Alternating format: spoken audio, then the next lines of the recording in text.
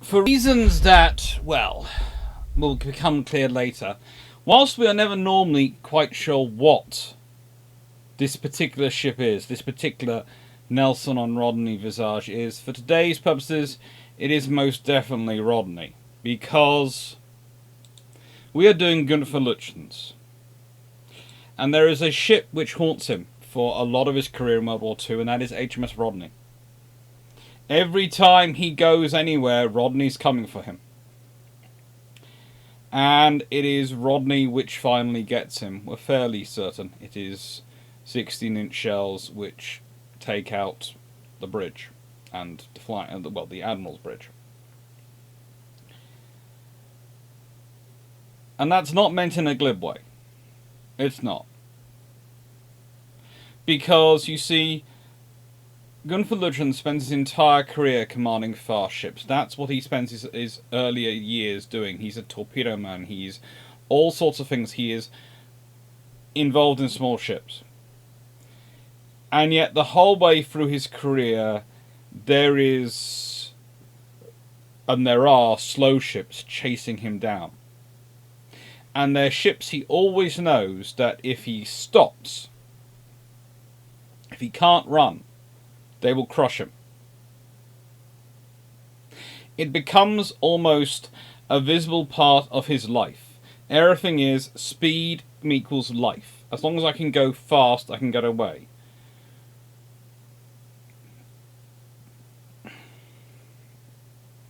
When he can't get away, and in that regards, it becomes kind of a good point of reference for the whole of the German Navy. They have these startling bright careers. World War I, World War II.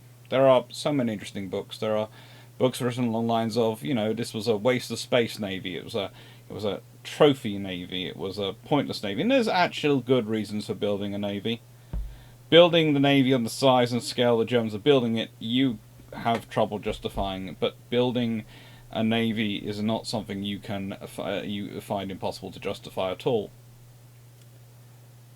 But also, the whole way through these navies, as long as they're able to move, they're able to survive, claim victory and all the glory, and everyone talks about how wonderful and how amazing they were. And then they get sunk. See, the German Navy in World War I, it has size, it has power, but as I've covered in various videos, it doesn't have enough size, it doesn't have enough power, it doesn't even really have enough speed. And it can dance around the Royal Navy and it can win fights, but it never has enough mass to win a war. And that sounds strange, because I'm a naval historian who's always saying it's not necessarily mass which wins the battle. That's completely true. Mass doesn't always win battles. But mass does have a habit of winning wars.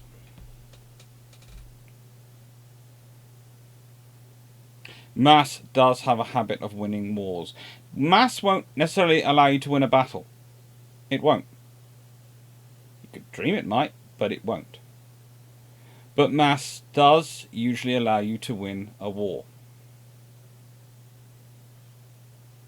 And wars are brutal, nasty things, but ultimately, the person who starts a war with 20 battleships fighting someone who starts a war with 4 will tend to find a way to win before they run out of battleships versus the one who only starts with 4. And I know that's not the German situation, I know that's a gross exaggeration of it. No. They turn up with 21 dreadnoughts, including battle cruisers, to fight the Royal Navy's 37 at Jutland. And the Royal Navy has about another nearly a dozen ships waiting around various points around the world and in production coming through the line, and the Germans have about another 2.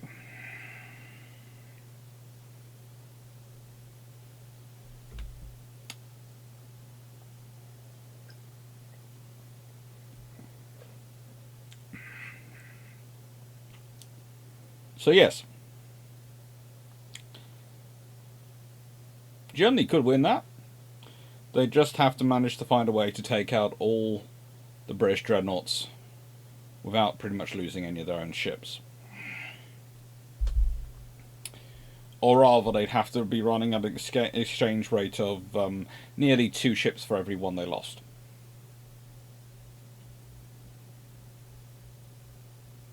And you can come back to me with the risk fleet strategy and all those other things, but the point is, the navy that Lütjens is joining, and the navy Lütjens is growing his early career in, is a navy where most officers realise they are being built on a fallacy. Most officers realise that there is a problem, and they're going to need to think very quickly and very fast in order to survive it. And it is an appropriate place to start in World War I, because that's when Lütjens becomes the officer he's going to become. He was always an interesting officer. He always had a quirky personality. But it's World War I where he really develops into what he's going to become.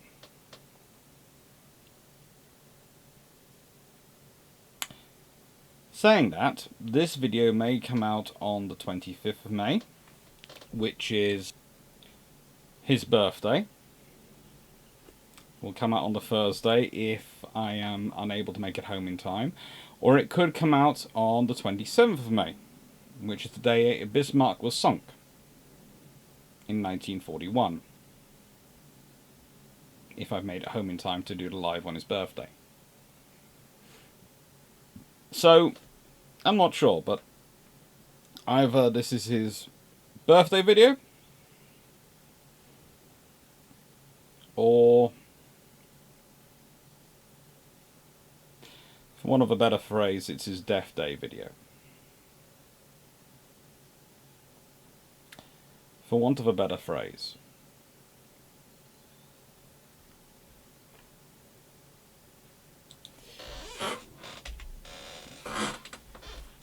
Shameless book plug. You knew it was coming.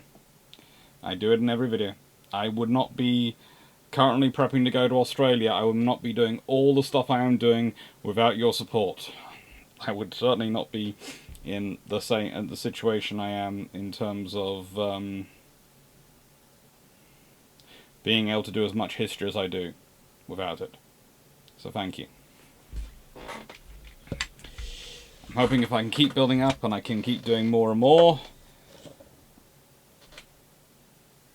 then I can make writing history books, doing videos like this, and maybe a bit of TV work to be my full-time career. Okay, I'd like to be teaching in universities, but I'd like the teaching in universities to be a case of, it's something I enjoy doing, and if they remember to pay me, woohoo! If they forget, that's not going to cause me to have, well, not quite sleepless nights, but not exactly a fun time. However, it feels a bit pity talking about that when I'm going to be talking about this man, Johann Günther Lütjens. Usually referred to as Günther.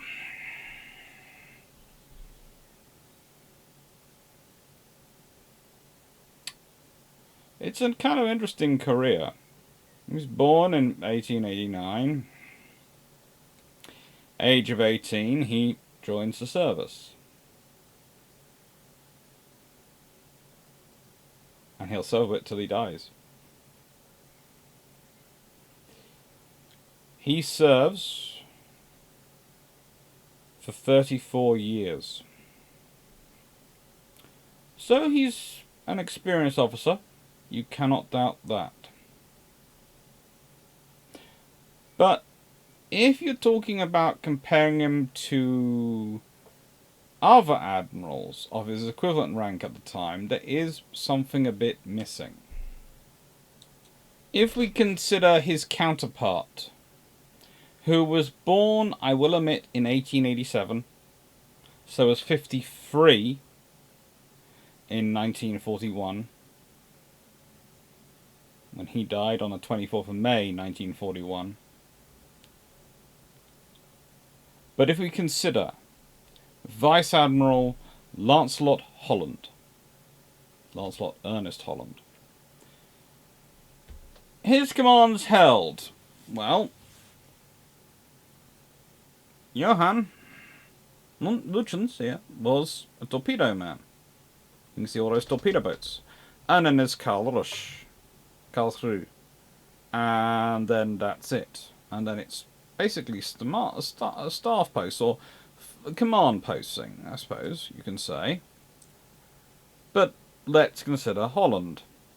HMS Kite, he commanded 1916 to 1918. Then it was HMS Vindictive, 1929. HMS Hawkins, 1929 to 1931. HMS Revenge, 1934 to 1935. The Royal Navy Barracks in Portsmouth, 36 to 37. The 2nd Battle Squadron, 1939. Channel Force, 1939. 3rd Battle Squadron, 1939 to 1940. 18th Cruiser Squadron, 1940 to 41. And finally, the Battle Cruiser Squadron, 1941. So, he's had, I would say, 3 large ships commands, including a battleship, 2 cruisers, and a destroyer, basically, in his sort of last of commands. He's commanded 2nd Battle Squadron, 3rd Battle Squadron, 18th Cruiser Squadron, and a Battle Cruiser Squadron. And he has had staff postings and various things in between there, but he spent a lot of time at sea. He's had a lot of time to get used to commanding at sea and get used to the point of being a commander at sea. One of the criticisms that often comes through of Lütjens is he doesn't share what he's thinking with his senior officers. He doesn't invite them into his thought process. He's in his head. And there's a very interesting point when you consider the Royal Navy when they are promoting their torpedo men. Okay, the torpedo officers, the officers who come from the destroyers. They are used to making rapid, quick decisions where they don't have time for much consultation. They train their ship up to respond to them, but they train it to respond to them on a knife edge. They don't have the time to get used to having discussions. And the thing is, Johann goes on to being in charge of large ships, whole fleets of large ships, formations of large ships. And their command patterns, they have the time, and they expect to be included. A flag captain will expect to be included in some of your thought process for what you're deciding to do A, B, or C. Lindemann might not be the best flag captain in the world. In fact, honestly,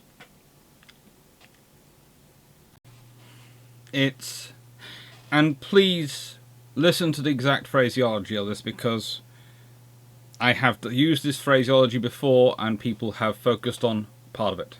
It's the operationally short-sighted being led by the, trying to lead and in turn being led by the strategically short-sighted.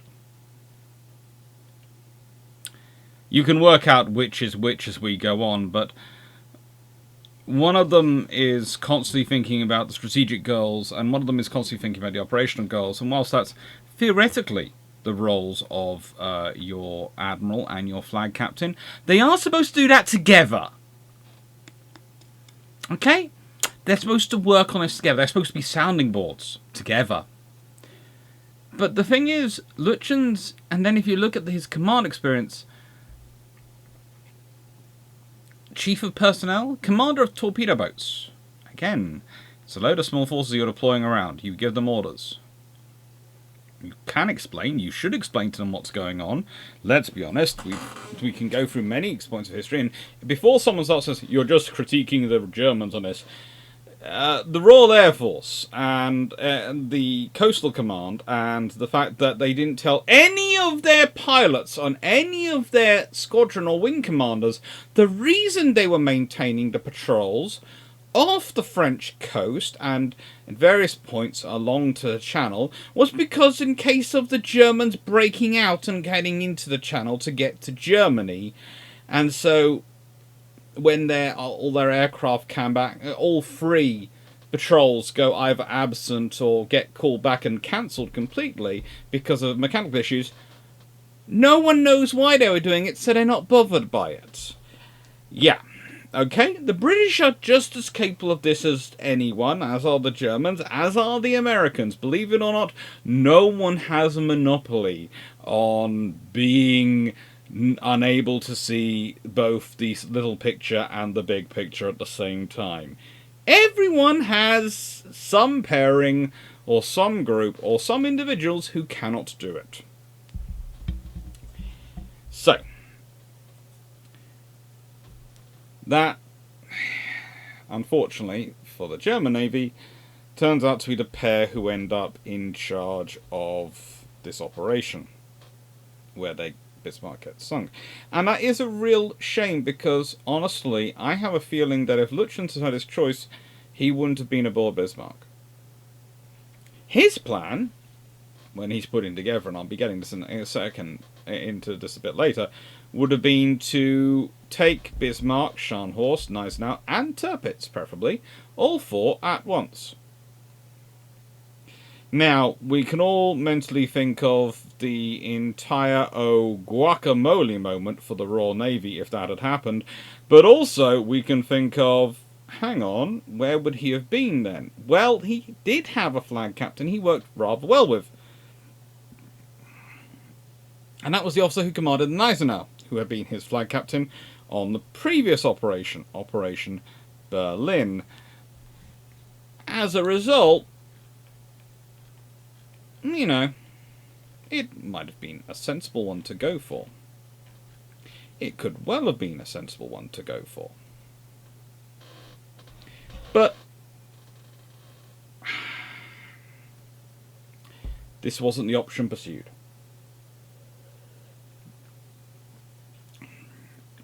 Someone, probably a mustachio gentleman with a very cute haircut and an obsession with tailored trousers, was jumping up and down going, "I want action now! I want action now!"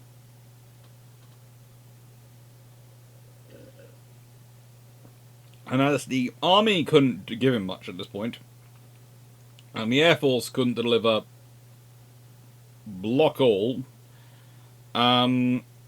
they all decided to pressure the Navy into doing something, and so the Navy goes out with 1 battleship and one heavy cruiser. Life is fun. Now, his early career, and this is always a fun thing to talk about his early career, because at several points he ends up in instructional roles which you think would prepare him well for communicating with a staff. You know, when he joins the Kaiserlich Marine as a sea cadet, that's a midshipman, basically, he receives his initial infantry training and crew training, and then he goes to the Freya to spend a year aboard her training, and he takes part in a world cruise. During this, his crews nickname him after a character from Das Meer, the book by Bernard Kellerman. It's the sea, and the character they nickname after him is P. Onckens. P. Onckens. It was one of his favourite books, and I'm presuming he enjoyed it. He graduated number 20 in a class of 160 cadets from his crew in 1907, and is therefore promoted to Fähnrich zur See Ensign in April 1908. In that case, he moves on to April 1909. He takes part in naval artillery training, i.e. naval gunnery, and in Kiel, and then participated in a torpedo course aboard the Württemberg in 1909. He then attended another infantry course with the 2nd Sea Battalion. Please note this, again, German officers spend a lot of time learning how to be infantrymen. They really do. You can argue whether this is not at all the best preparation for training of a life at sea, but if you consider the amount of times naval personnel have had to be deployed as soldiers in this period, and the period preceding it, into various places like the Boxer Rebellion, etc., it does make a certain amount of sense.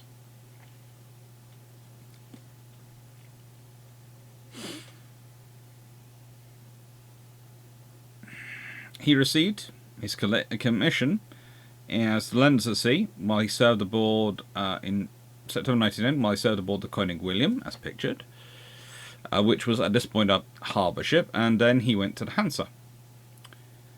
He then returned to the Koenig William in 1913, so by this point he's been in the Navy for roughly 6 years. And he would be on there till October 1915, where he serves as an instructor of cabin boys, and later as instructor of cadets. So cabin boys are trainee sailors.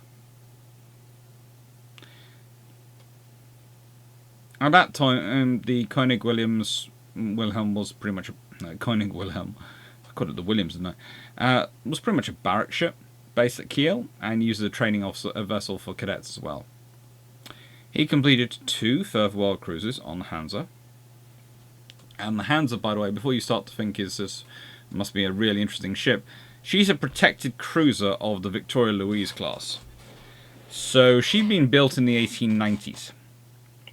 And he's sailing around the world on her roughly 20-year-old vessel.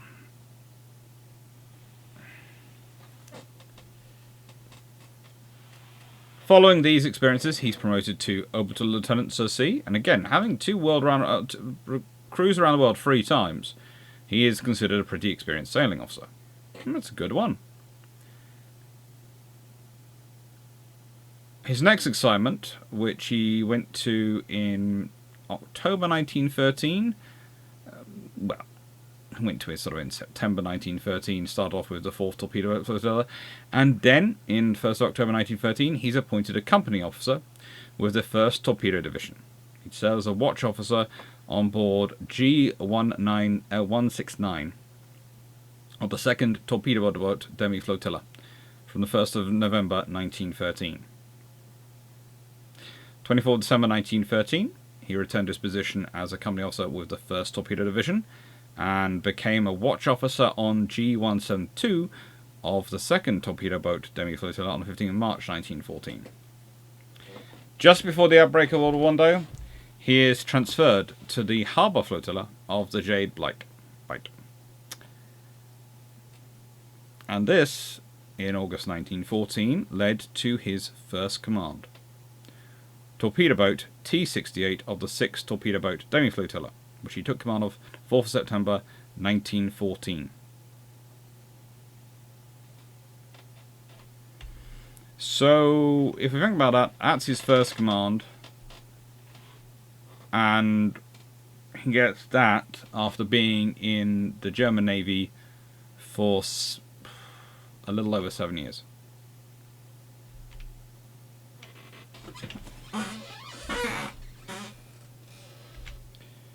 But World War I has come.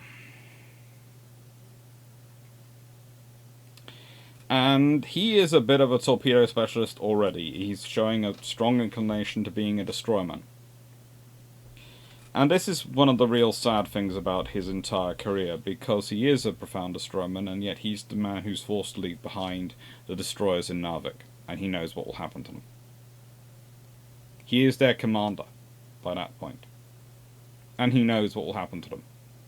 He actually considers, and I'll get into this bit, fighting renown for the purpose of trying to create a distraction to allow the destroyers to escape. Trouble is, renown is looking a bit testy, and so they're not really sure they can take her, and they definitely don't think they can take her before the other blip they're hearing about is not far away. Rodney turns up. Yes, Rodney is going to be part of chasing Lütjens for his entire World War II career. Rodney starts it early and never gives up. During World War I, well,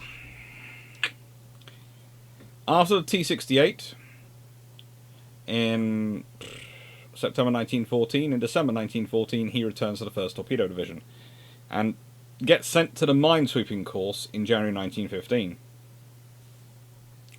He completes that course, and he's sent back to 1st Torpedo Division, where he took command of the training boat T-21 on 16th of January 1915. So if you think about that, the minesweeping course was roughly 2 weeks. 2 weeks training to do minesweeping in a torpedo boat. 2 weeks.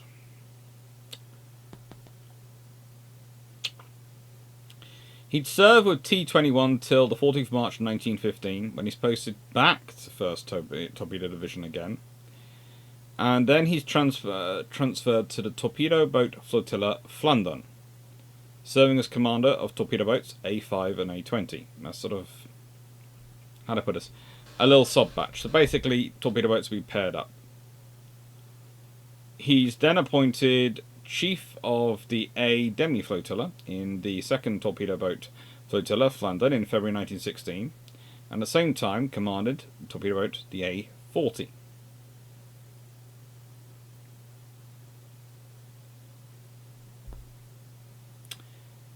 He held this position till the end of World War I.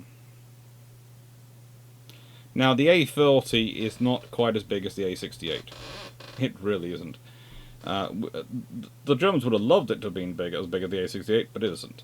Because the A68 is batch 3, and the A40 is from batch 2, and there's about a good 80 tons difference in them. And when I say 80 tons different, these are vessels whose tonnage is measured in hundreds of tons, not in thousands of tons. And not in that many hundreds of tons. They're mostly less than 500 tons. So an 80-ton difference is quite a big difference. But you might have noticed I haven't mentioned anything there. This is a torpedo man. He's considered one of the best torpedo officers in the German Navy. And yet I haven't mentioned Jutland, because he wasn't there. He wasn't there.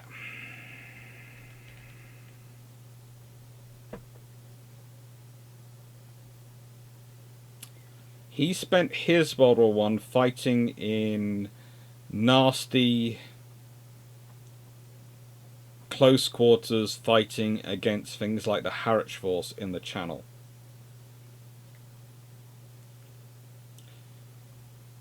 He was promoted to Captain Lieutenant on 24th of May 1917 and put in command of torpedo boats, pretty much in command of torpedo boats along the Flemish coast, and leading raids against Dunkirk in March 1917.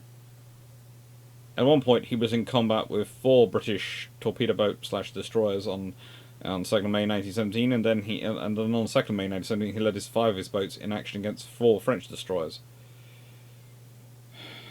No. He led the raids on 23rd of March 1917. He managed to end up in a fight with British torpedoes on the 2nd of May 1917.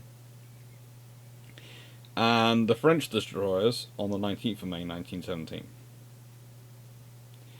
There are talks of other battles as well, and this is one of the reasons why I have the dates, because I have question marks next to other dates, because some of the British accounts of mating units, etc., they seem to coalesce with some of the German accounts, and so I know that he was involved in the fights, but what exactly he was fighting, when he was fighting it, is open to interpretation, and I think they've actually undervalued his number of fights in most accounts. I would say he doesn't possibly include in his accounting of actual battles when the amount of times he successfully withdrew his forces in the face of overwhelming enemy firepower. Because there are times when he comes across 20-odd British destroyers, an entire flotilla going, "Hello!" and he's got about 4 boats. And it's a case of, I'm running into the shallows and running fast. And that's very sensible. And you hope you get away. You hope you get away. So, in that regard, his career in World War I really does teach him how to break contact with the enemy, how to know when it's time to fight and when it's time to preserve your force for another day. In fact, he actually receives for his service in World War I the Knight's Cross of the House Order of Hohenzollern, with swords and the Iron Cross, 2nd and 1st class, amongst other decorations. So he is well decorated for his service, and he suddenly gets into action, but it is I think it is a more of a discredit to the Kaiserlich Marine than it is to Lütjens that he isn't part of the destroyers called up, well, the torpedoes boats called up to assist the High Seas Fleet in the Battle of Jutland. The Germans did have more boats, and yes, calling them up would have revealed their hand more, but the thing is, they could have done like the British did with the Harwich Force, had them come out and meet at sea. And officers like Lütjens could have achieved that. There's no doubt he could have got an extra 20 boats to them. And that would have been 20 boats, which, yes, they didn't have along their coast, but 20 extra torpedo boats would have been a big thing for the German Navy at Jutland. It's why my year's career is... Well, how do I put this politely? It is interesting. It is definitely interesting. And I hope you don't mind, but I am going to zoom in on my notes. So if I look like I've gone white, it's because of the screen. And again, the light is the ring light I need to replace. So, he finished World War I as a Capitan Lieutenant, which is not exactly a senior rank, but it's not a bad rank either. It's not a bad rank. Broadly speaking, it's... I'd say it's equivalent to a lieutenant commander in some regards. I would say that's the sort of area where you'd be thinking about it.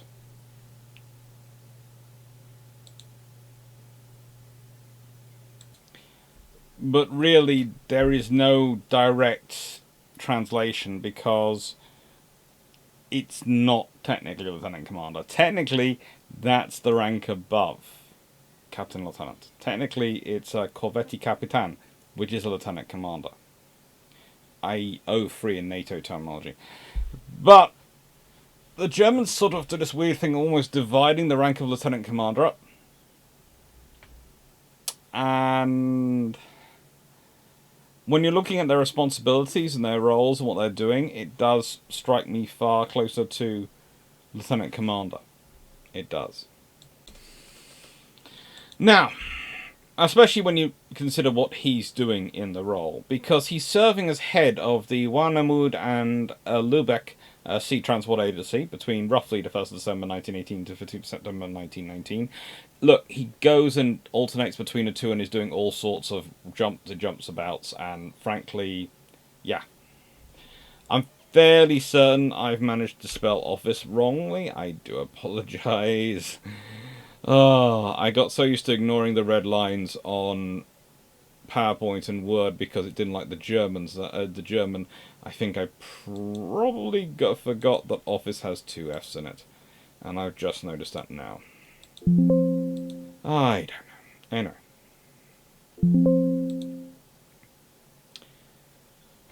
After this, he's posted to the Coastal Defence Department. 3, later 4 in Cuxhaven, Le Hay as a company leader. And on 1st of January 1921, he did duty as well as staff on the North Sea. Then he, in June 1921, transferred to the Fleet Department of Naval Command, serving as head of the Fleet Department under Admiral Paul Beneke until September 1923. This included observation analysis of the Washington Naval Conference, where it's kind of interesting.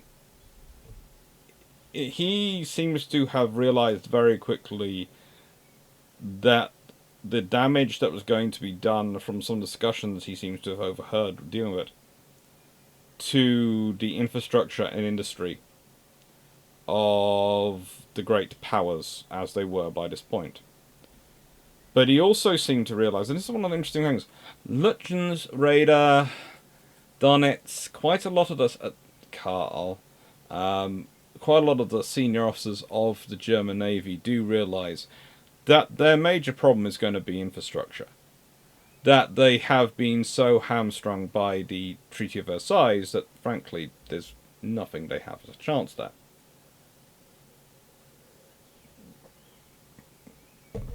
In terms of rapid build-up. In fact, it's basically, you're going to have to measure your regrowth of the Navy to a power status Navy in terms of decades. Not years, not months, but decades. Plan C suddenly becomes very, very viable if instead of you making it a 5-year plan, you make it a 20-year plan. Suddenly it becomes possible. It becomes possible. And Lütjens certainly had more than a reason of most to be understanding of this because of the experience he's getting. He then goes and gets his another naval command. He gets actual ships and boats to play around with. Well, torpedo boats.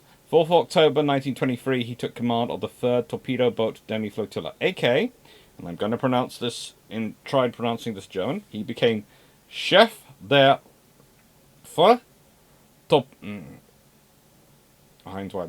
Chef der 3 Torpedobootshauptflottille. Yes, I did mangle that, but at least I remembered quickly that I was using French rather than German for my numbers. On 26th of September 1925, he became the first adjutant of Marine Station the North Sea, North Sea Naval Station. He served in this role till the 2nd of October 1929. Barring a brief period, after promotion to Corvetti Capitan, which is the official rank of Lieutenant Commander, for a month sailing the yacht Asta in August 1926. He also got married in 1929 at the age of 40. This is often put down to either he was a very proper naval officer and didn't wish to marry till he could properly support a wife. Corvetti Capitan. Yes, he's been that for a couple of years by the point at which he gets married. But there's also quite the sincere possibility that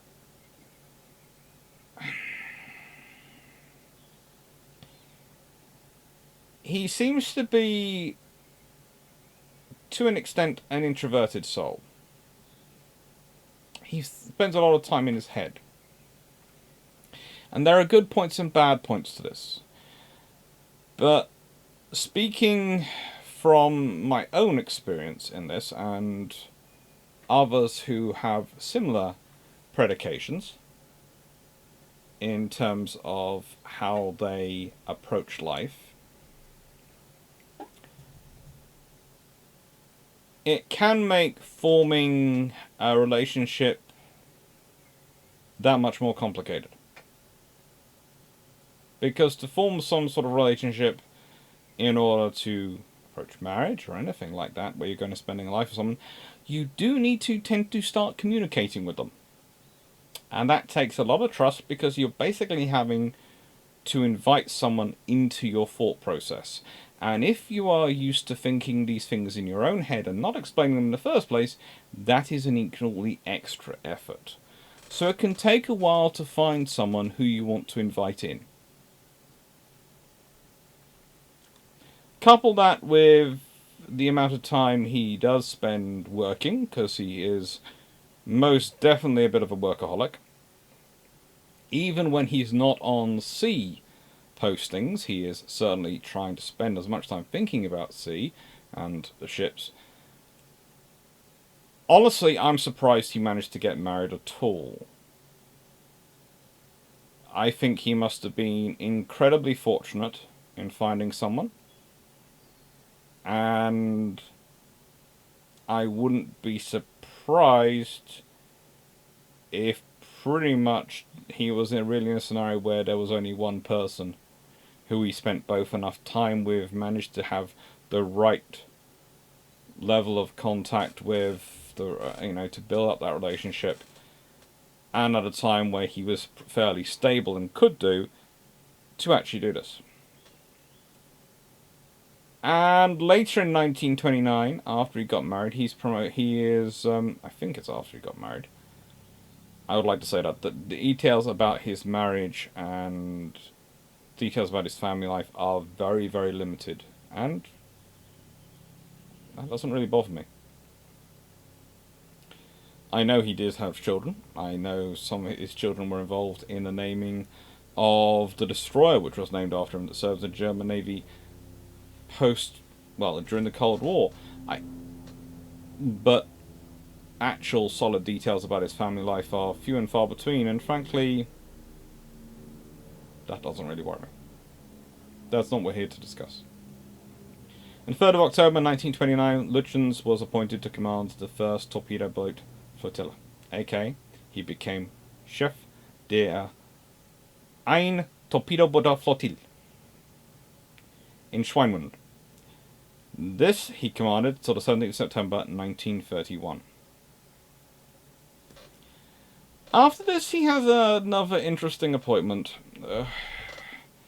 He's called by Admiral Erich Raeder to the Naval Commander Ministry of the Reichswehr, where after less than a month he was promoted to Fregattenkapitan,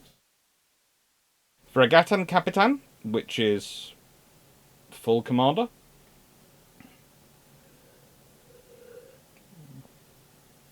On the 1st of October 1931, serving as first as department head of the Naval Fleet and then Naval Officer Personnel Department.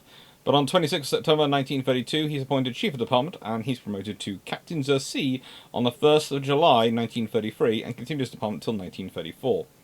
So, in other words, without commanding a cruiser or going to sea in any ship he's been in direct command of,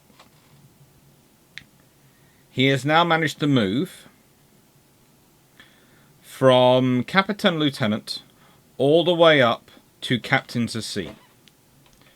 So he's moved from a sort of semi-lieutenant commander to a full naval captain. Think about that. He hasn't even had a time at sea as second in command of a cruiser, let alone a pocket, well, no, not even pocket battleship, I was going to say, let alone one of the sort of the pre-dreadnought vessels like the Schleswig-Holstein, etc., that the German Navy was allowed to maintain. Sorry, it was distracted by magpies dancing around. He's had very limited sea experience, and yes, the German Navy doesn't have that many ships. The Reichsmarine does not have that many ships going around at this point. They also do not have that many officers. They have allowed 1,500 officers out of a force of 15,000. So, yes, you need your officers to be where they can be most of use, but in a nicest way, if an officer is being tipped up and trained for command, as you can say pretty early on, Lütjens is, especially if he's being retained, you can tell that, you would think someone would have gone, we need to give this guy some sea experience. We need to give him some sea experience aboard a vessel which is a proper warship for a couple of months, if not a year. Preferably a year, 18 months. Now, I don't know whether if he'd managed to cram that into his career, I don't know whether he'd actually managed to find time to get married. We'll leave that to one side. But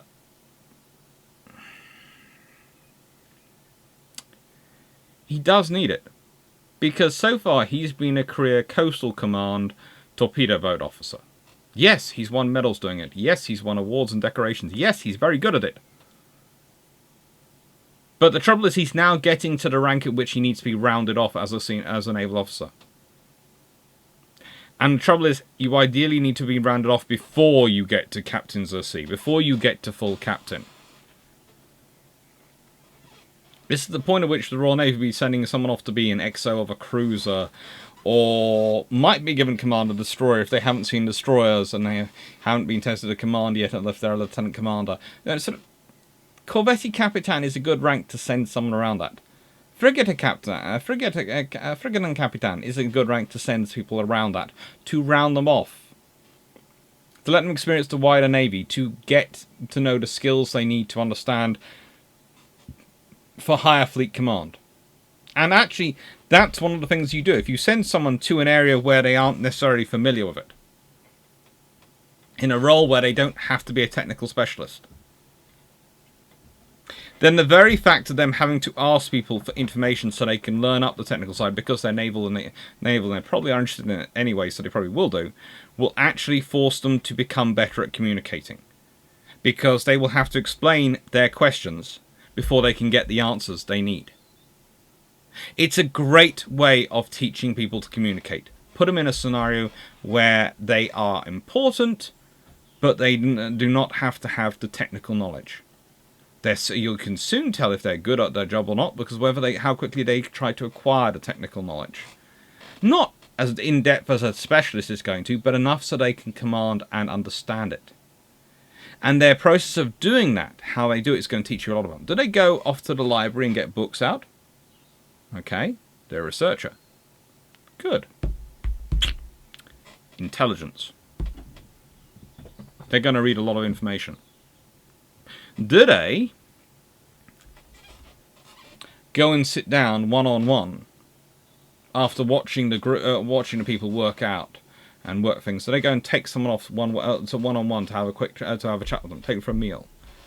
Oh, they're analytical. They're going to work out everyone's strengths in a group. Ooh. That could be a fleet commander. Do they take the entire group out for a drink, or take them to the officers' mess, buy them all around, sit around the table and start asking questions? Ooh, what's that personality? Inclusive, trying to get everyone to give their input and trying to learn from everyone.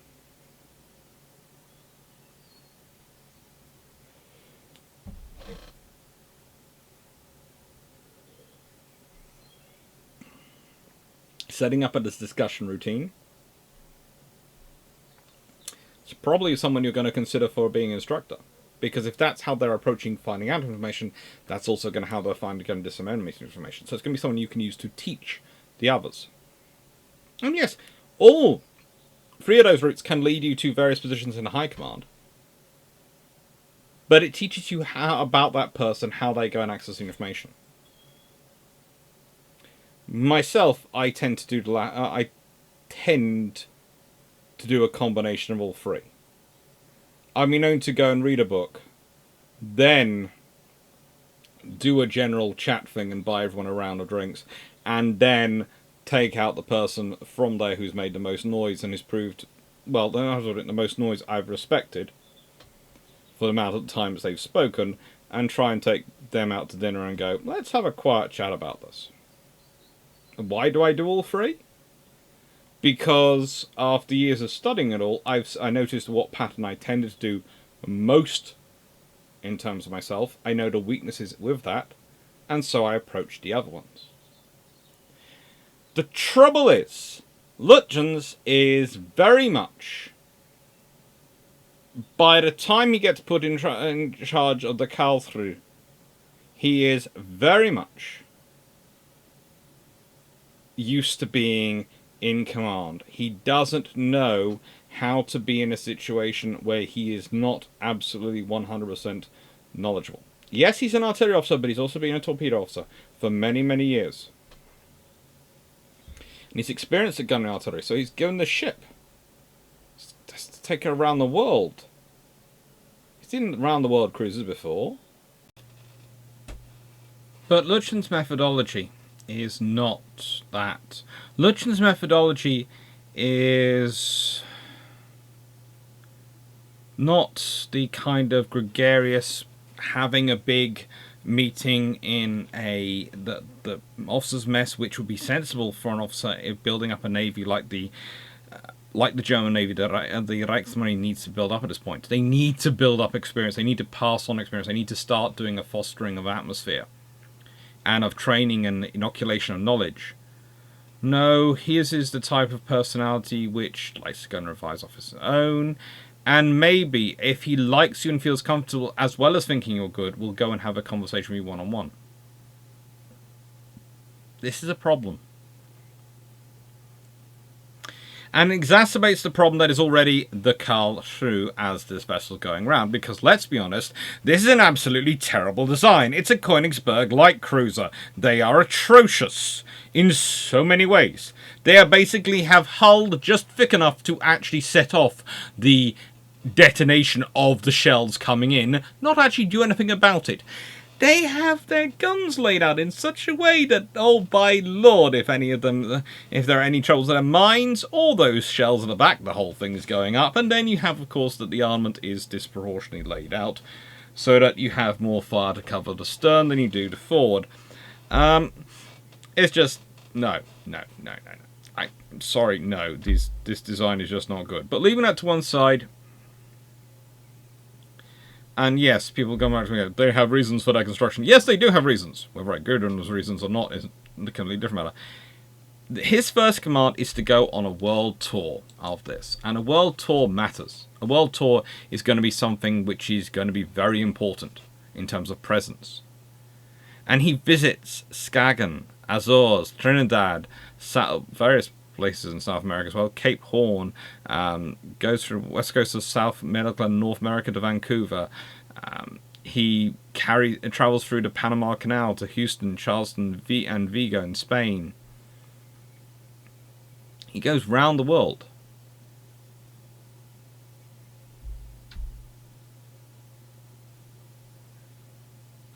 And in 1935, June 1935, Lütjens meets Karl Donitz for the first proper time.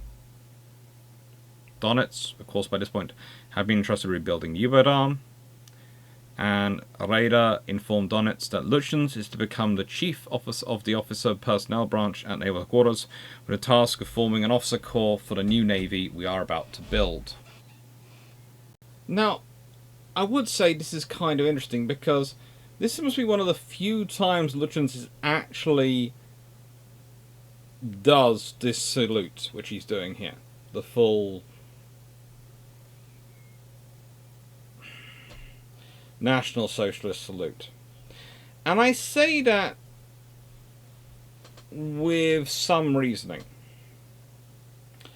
When the National Socialists first start to come to power, when the Nazis start to come to power in Germany, I don't think Lütjens was particularly anti them. He saw some of the issues, heard some of the things they were talking about, and like probably a large number of people thought, they can't be worse than a lot we've last had in of politicians, and carried on his way, hoping that there was going to be a little bit more of defence funding, and things were going to be properly restored for Germany. There are a lot of people who fit into that category. But the thing is,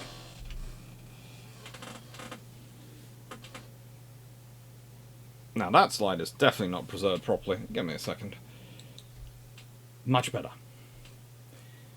The thing is, after he returns from this trip, he's appointed the chief of personnel of the Kriegsmarine, as Raeder had told Donitz. He, in 1937, becomes Führer the torpedo boat, and the flagship is the Z1 Lebrecht Mass. And in October 1937, he's promoted to Konter-Admiral, which is Rear Admiral. So he has now gone, and let's consider this properly, he has now reached Rear Admiral in October 1937,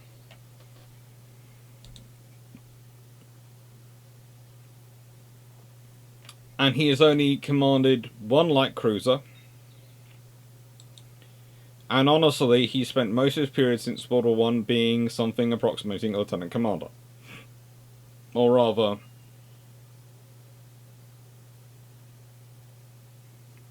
a good 12 years approximating lieutenant commander. He has managed to go from lieutenant commander, which he was, let's be honest, on the 30th of September 1931, through commander, captain, and reach Rear Admiral by October 1937. That is a promotion stream. Still, with his promotion only recently there,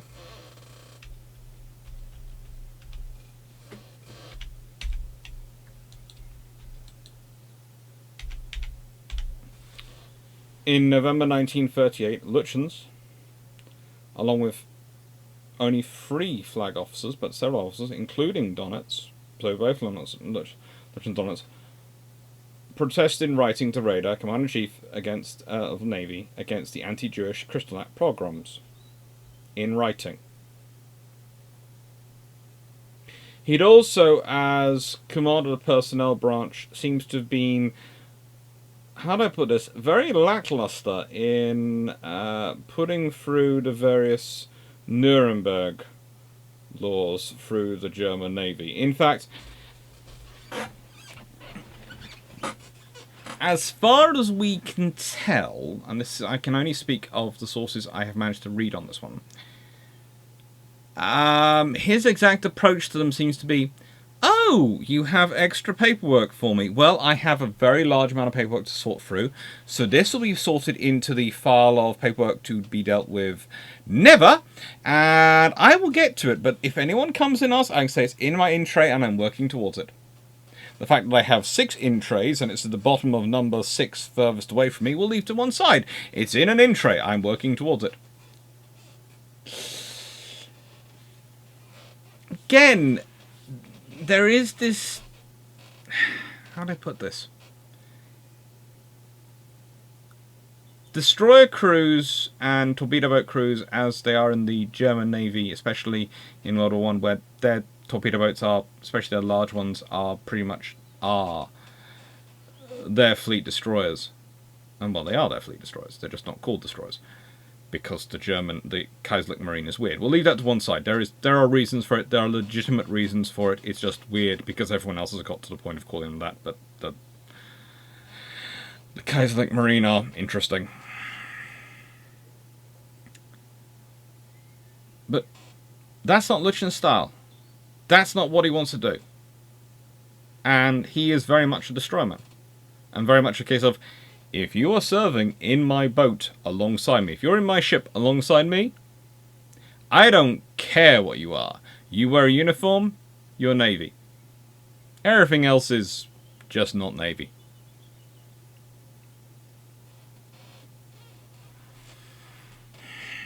And this was his flagship, the Z1 Liberec Mars. He was, I will say this, he was really, really against the decision made to stop giving destroyers names. He really didn't like it.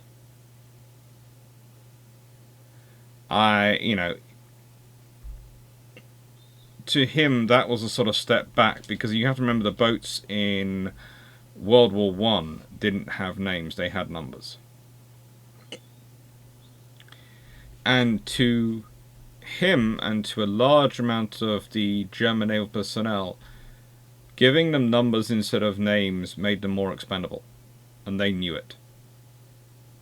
One of the reasons why Hitler grew so paranoid over the German surface fleet was they had names. Remember, the Deutschland is called home because you cannot let Britain sink the Deutschland. It's bad enough they sink the Graf Spee, or rather, it sinks itself rather than fight them. You cannot let the British sink the Deutschland, and the British were closing in on Deutschland, because believe it or not, that's one of the interesting things with the Graf Spee. That was the secondary target as far as Britain is concerned. They were more keen in trying to find the Deutschland.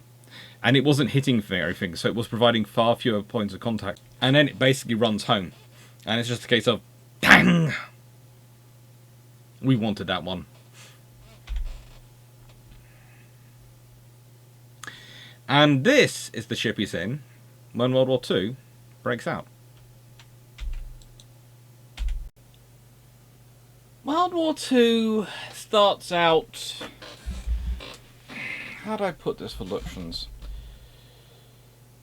Not very well, but broadly speaking, he does what he's asked to do. He is, by this point,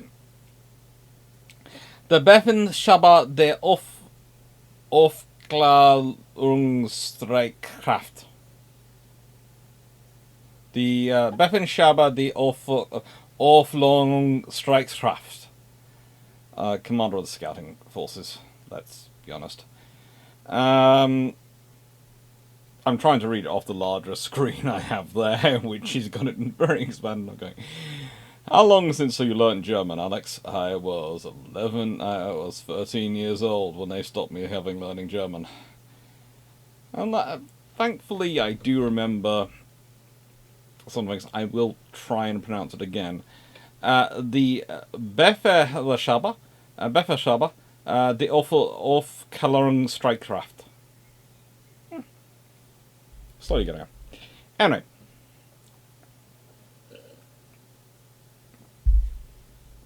It's basically comprised of the light cruisers, the torpedo boats, and the destroyers of the German Navy. All of them combined under his command. So he has gone, in a very short amount of time, from commanding a single light cruiser to being in charge of all the light cruisers, all the destroyers, and all the torpedo boats. On the 1st of September 1939, when the invasion of Poland takes place, Lütjens starts working with his warships. By the way, there is a reason it doesn't start immediately. The German Navy didn't realise war was coming. They were actually going on holiday. They didn't think war would actually happen. They thought it was all brinkmanship, they were told. Officially, it was brinkmanship. They were told that they had till 1940-something to prepare for war. The figures change. Either way, Plan Z wouldn't have been probably complete by then, but you know, hey-ho. So they can recall everyone to their posts, and that's why it's on the 3rd of September, then in charge of just the Liberec Mars and the Wolfgang Zenker, Lütjens decided took on the Griff and the Vicar in Gdynia Harbour. Now, the Griff and the Vicar are both moored, and all the Germans really achieve with their surface attack is to fire some shots at them, get the Liberec Mars damaged to the point at which she needs to be going to be repaired, and well, it's the Air Force, it's the Luftwaffe, which has to come in and actually sink the Polish vessels. All it does is basically show the Polish that the German destroyers are out there and are available to try and engage them. They don't really do well. Anyway, so he shifts his flag to the Wilhelm Heidkamp. Sorry, I have a poodle this side who's just realised this is the side where the biscuits are. And if he keeps wandering his paw in this direction, he can try and hit the bag. Anyway, leaving my own little surface radar to one side,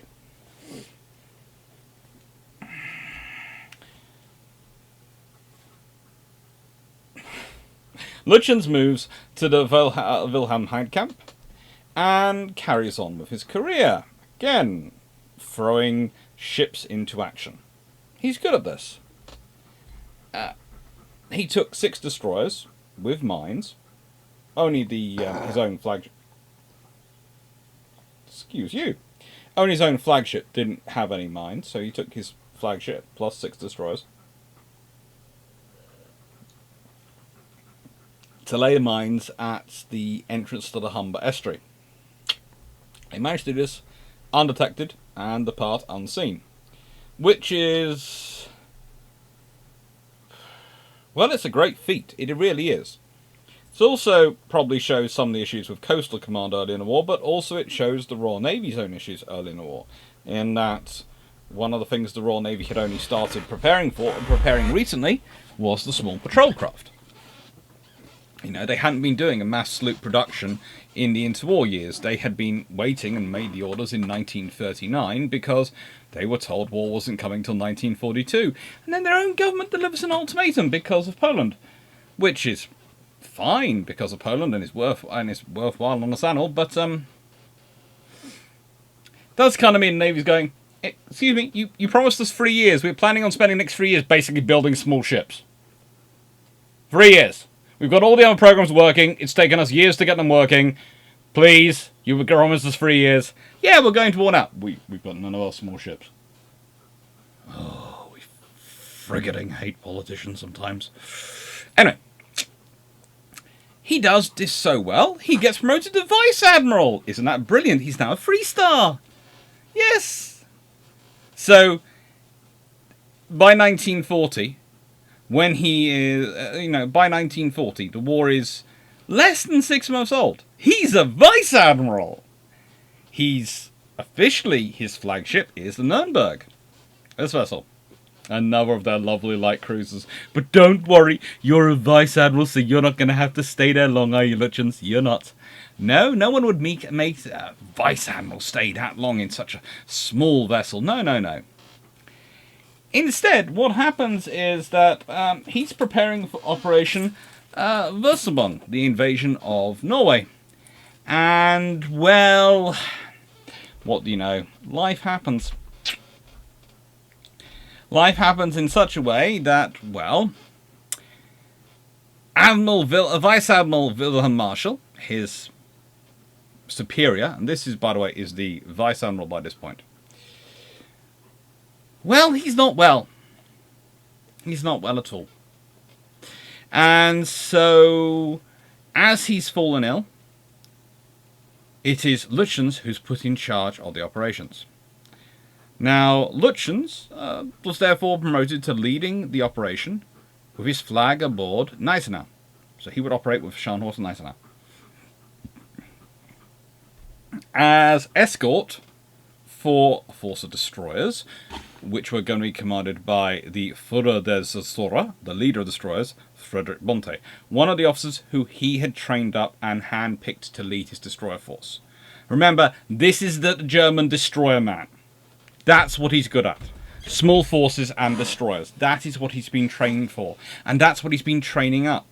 He's really, the bigger ships aren't him. Yes, he had experience with them early in his career, but he spent the rest of his career on small craft. That's what he knows. And now he's having to command an operation of big ships, well, of lots of ships, from very big ships. The biggest which the German Navy has operational at this point. How's this going to go? Well, he's going to follow orders.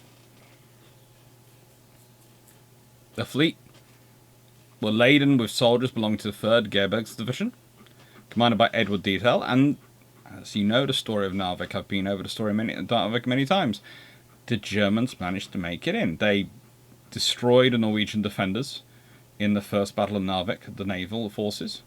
They find the ground forces unalerted and not in position because, well, the lovely High Command, that is the Norwegian cabinet, have decided not to issue orders by radio or anything alerting people. No, no, no.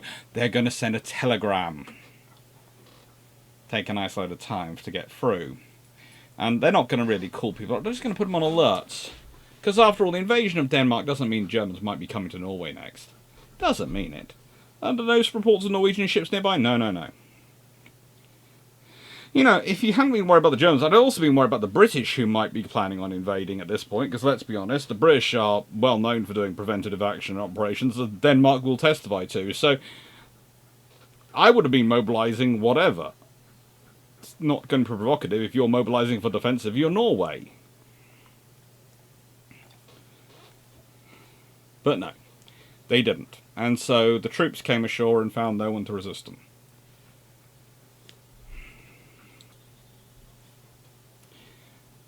Now, Lütjens had hoped for bad weather to shield the fleet. He'd also expressed his own doubts about the wisdom of the entire operations to Raeder, but did not mention these to his subordinates. And in fact, the Raeder was present when Lütjens briefed his officers aboard the Gneisenau. Unfortunately, the skies were clear, and the ships were attacked twice by RAF Coastal Command bombers. Sadly, without any result from the British perspective, but there again, considering the Coastal Command's position in the Royal Air Force at this time, which was somewhere below Transport Command, which were of course below Fighter Command, which were a long way below Bomber Command. Honestly, the fact that they were doing as well as they were doing this period, and that's in terms of getting supplies and new aircraft, is really quite impressive.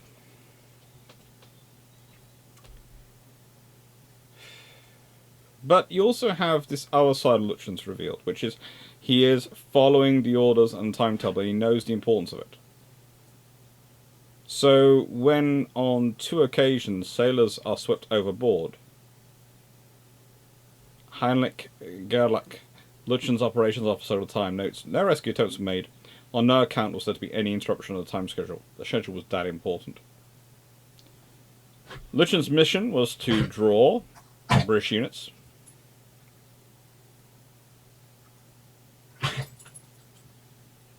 Are we okay? We've got a furball. Okay, fine. Sorry, just being a fluffball. Now, his job is to draw away the British from the NATO destroyers. And so he actually spotted the Renown at this point. Renown, of course, is hunting for what has happened to the glowworm at this point and is slightly annoyed. Renown engages at 05:05 hours. So, pretty early in the morning, and Lütjens was forced to, well, basically try to fight a withdrawal with them. He extracted his vessels without incurring any massive battle damage, though he did get hit a fair number of times by 15-inch shells. He views this as a success. He also does seem to think that he could have turned around and won the battle instead of withdrawing, other than his, of course, orders were to avoid getting damage to his capital ships, as the German Navy didn't have a lot of them. They literally had two at this point, Scharnhorst and Gneisenau. So he was in charge of their two largest, most powerful vessels they had in service. So damage to them is problematic, because if you lose them, there's a lot of operations you can't do. You can say naval forces is a use it or lose it strategy, and that's true. But there's also a scenario where you do sometimes not use vessels for some operations because, frankly, losing that operation is losing that vessel on that operation or having it damaged as a consequence of an operation is more helpful to the enemy than to you, because it means you don't have access to that capability for an amount of time until it's repaired or you replace it.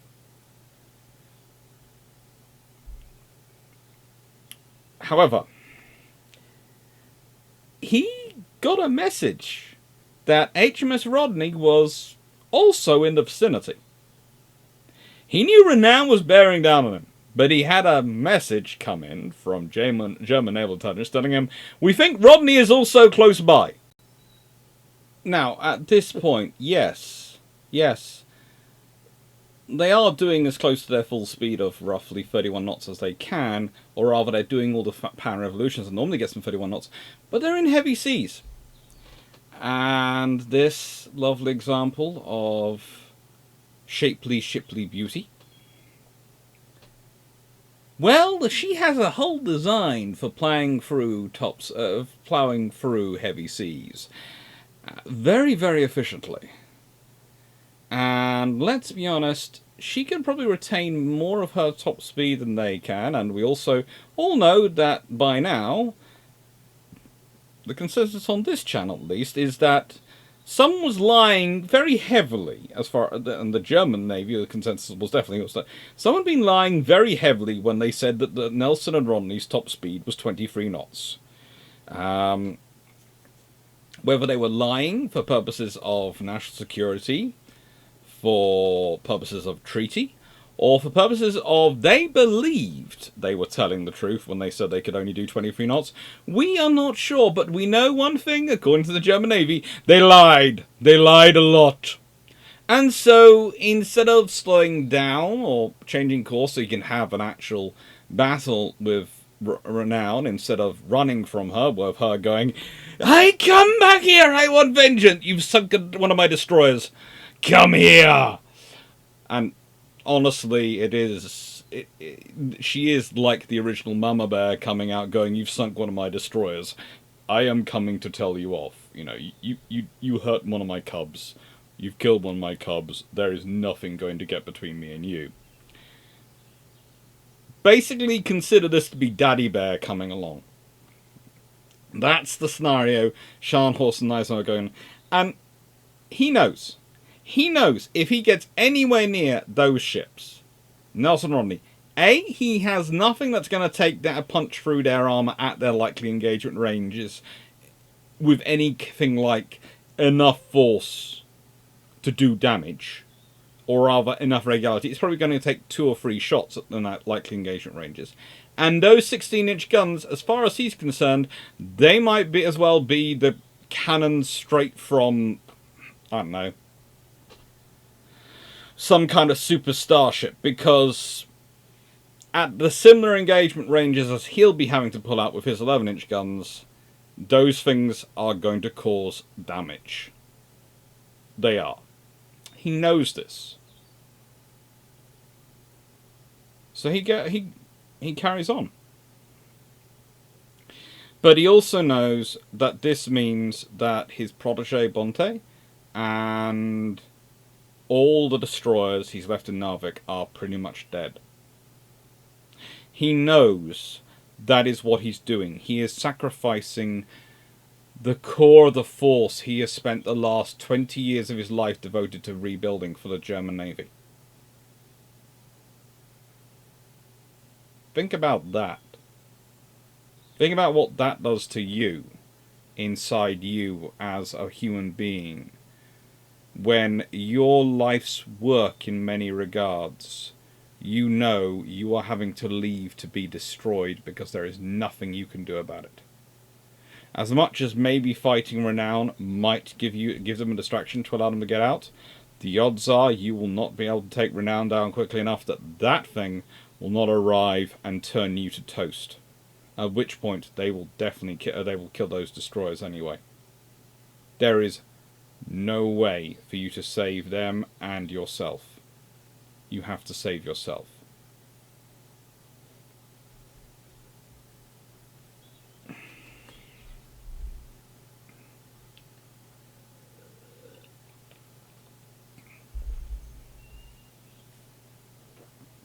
It was further complicated by, of course, being an experienced destroyerman. He knew that also, as well as even before Rodney got there, Renown's destroyers were not that far behind her and were chugging along as hard as they could go. He knew they weren't far away. He could see the smoke trails. And that meant to him that even if he did divide Scharnhorst and Gneisenau in two and try to attack from either side, which you wouldn't really like to do, because whilst you can do that, it becomes very complicated spotting the fuller shot. You have to have worked together and done it before. And this is the thing. They haven't had the opportunity to do that. They haven't had the experience to do that. So even if they did do that, they could, but it would have been very complicated for them to do. The odds are what would happen is Renown would concentrate on one of them, and the destroyers would go, "Hello!" to the other one. "You are ours. We heard one of our friends was sunk." And he knows how dangerous British destroyers are, because he has been studying them for the last 20 years. He fought them in the previous war. He knows what he is facing in British destroyer crews. He's probably one of the most realistic people when it comes to understanding British destroyers. His appreciations of them are consistently ignored, but he is probably one of the ones in the German Navy who most understood exactly what the German Navy was taking on when they were tangling a Royal Navy destroyer.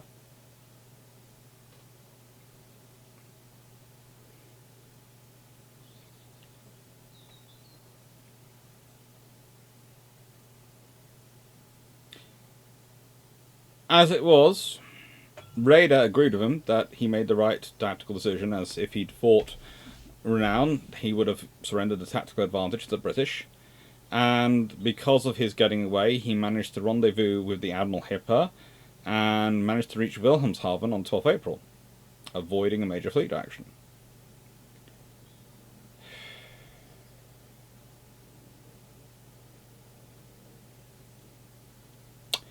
When he gets back, Marshall is better.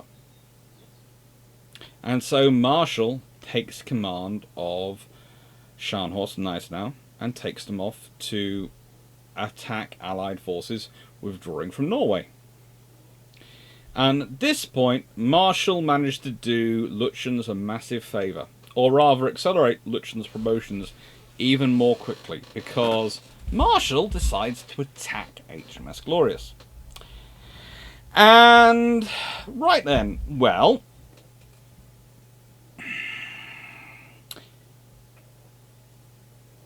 During this battle, of course, he sinks Glorious and Acasta and Ardent. Woohoo! But Scharnhorst was heavily damaged by a torpedo, and consequently, there was then more damage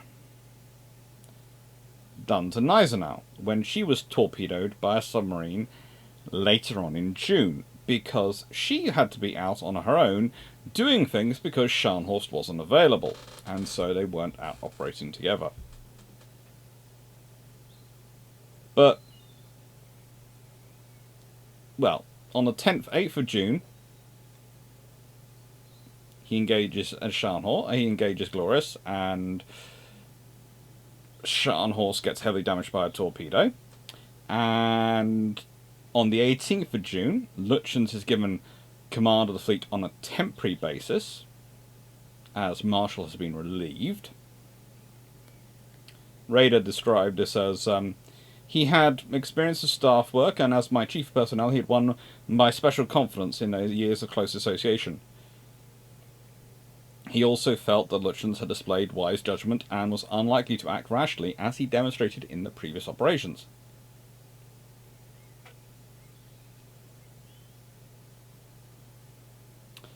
Now, with Scharnhorst going into Trondheim for repair, well, on the 20th of June, Lütjens takes Gneisenau for his first voyage as what is now, because he's taken over the title from William Marshall, of Flottenchief.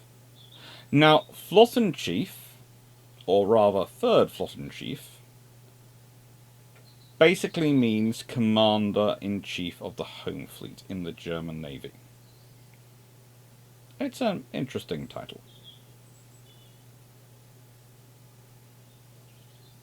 Oh, the Third Flottenchief. Fleet Commander of the Kriegsmarine.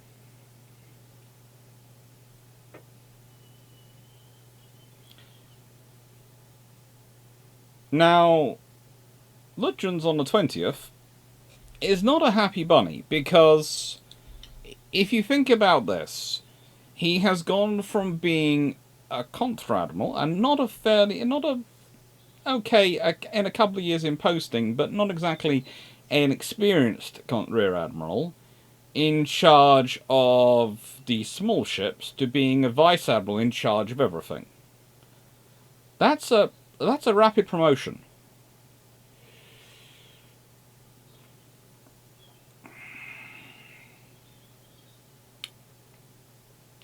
On the 20th of June 1940, as said, he sailed in company with the Admiral Hepper towards the North Sea in the hope of diverting attention from the Scharnhorst while it makes its trek, its damaged trek, from Norway to Germany. It's had emergency repairs in Trondheim, it's going now to Germany.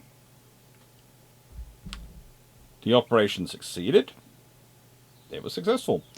But Gneisenau herself was torpedoed by the submarine HMS Clyde, and severely damaged.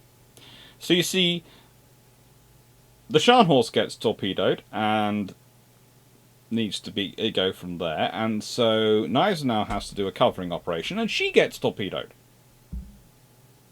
Was it worth it for the German Navy to end up with both capital ships torpedoed just to take out HMS Glorious? Now, you can argue it was, and I would say probably it actually was, but in the German perspective, it wasn't, because these are people who are not even really working on the Graf Zeppelin at this point. So, for them, they are less worried about their aircraft carrier. Now, from myself, my own perspective of that aircraft carrier, if Glorious was still viable, that gives the Royal Navy an extra carrier. What is it going to be doing? I have really not much of an idea. I don't think it's going to hang around with Home Fleet, because you really don't need the extra carrier around with Home Fleet. Maybe Force H has a pair of carriers.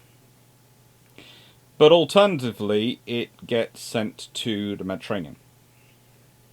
And I wouldn't be surprised if it did. In which case, because the Mediterranean is that important, and also because the Royal Navy has those strike plans, and they know those strike plans for Taranto, etc. If you have Glorious there, then perhaps Eagle doesn't get used as much. If you have then Illustrious turn up, then Eagle probably gets repaired earlier. Instead of them pushing her with the damage, they repair the damage to her fuel system. Means when Taranto's actually done, if it's done on the same timescale, you have 3 aircraft carriers. Which probably increases the damage done to the Italian fleet. So, what am I saying in all this? There are consequences to all decisions. If Marshall hadn't been better, and Lütjens had been in command, he probably wouldn't have engaged the carriers. He probably wouldn't have gone after Glorious. He would have remembered his orders and avoided having a fight, and avoided damage to Scharnhorst and Eisenhower. Might have thrown some shots at him, but he dismissed it himself. And this is the interesting thing. Lütjens himself dismissed, along with radar, the sinkings as pretty much as target practice. There was no point in it.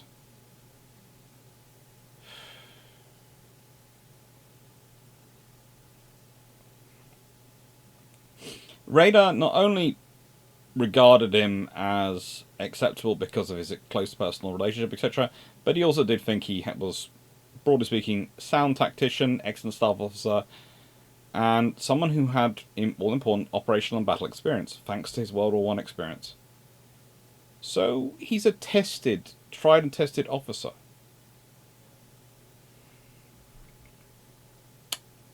But he's now got Gneisenau damage, so basically now he has no battleships. Both Gneisenau and Scharnhorst need to be repaired at this point. There's nothing available. So what does he do? He gets sent to do the planning for Operation Sea Lion, and I bet Marshall was glad he didn't have to deal with this. Oh, right on. So,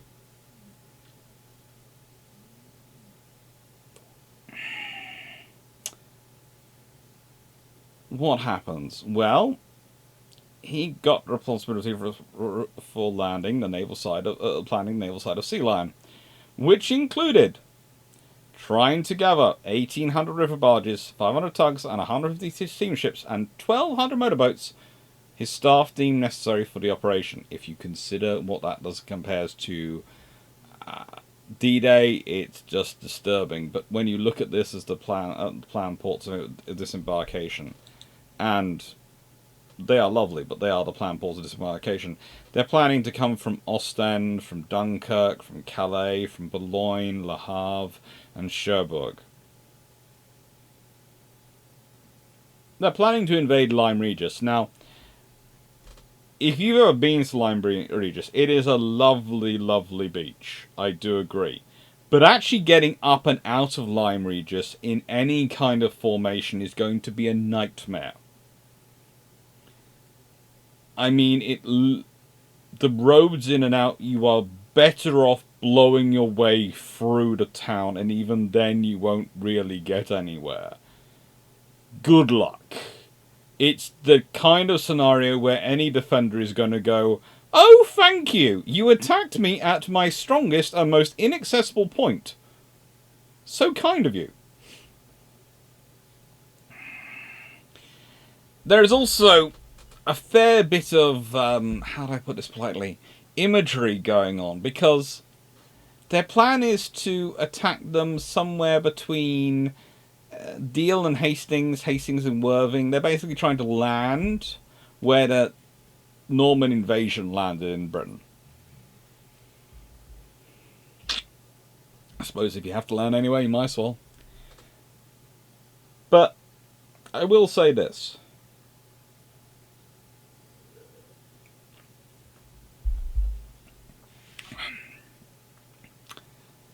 General Montgomery would have really enjoyed them if they'd done this sort of landing, because they're landing exactly where he's preparing them for them to land. And that's not the only problems he has with it, as well as gathering all those facilities. He has 24,000 personnel seconded from other services and trained as landing craft crewmen.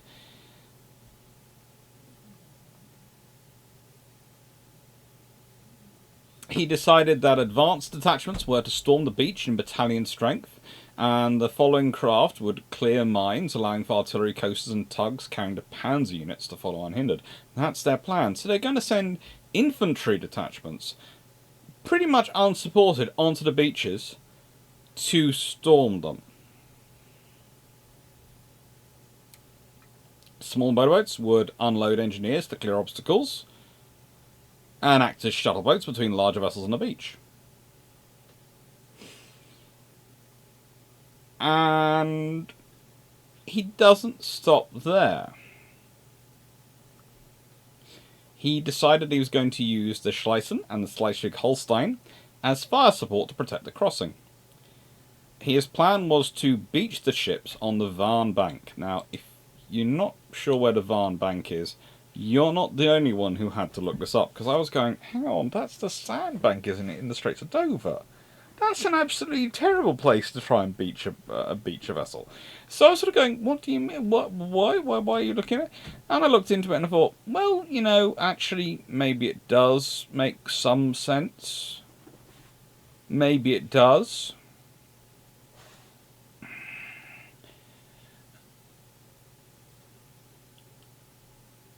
But there's also part of me sitting there going, if you put these vessels in the Straits of Dover, what are they supposed to do? Well, his plan was that they would deny passage through the Straits of Dover to the British so that the Royal Navy couldn't get through the Straits of Dover to attack the German forces invading Britain.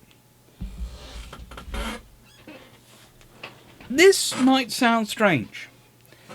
And his plan was that if he beached them, they couldn't be sunk. So they could just keep fighting, no matter how many times they got holed. And this is all true. But there's also these things called Nelson and Rodney. And there's a fair number of other warships wandering around, including, well, Warspite by this point is back the other end of the Mediterranean, or at least heading there. So, yeah, maybe not her, but there is enough ships heading around the Royal Navy which have enough ability to deploy high explosive that beaching yourself is just going to turn you into a piece of geography which they have to reshape. Raider did agree to this, but technical experts managed to argue that the ships were too prone to capsizing and their stationary posture too vulnerable and armament too weak to do the job effectively. Someone actually suggested they use the Deutschland class for it instead.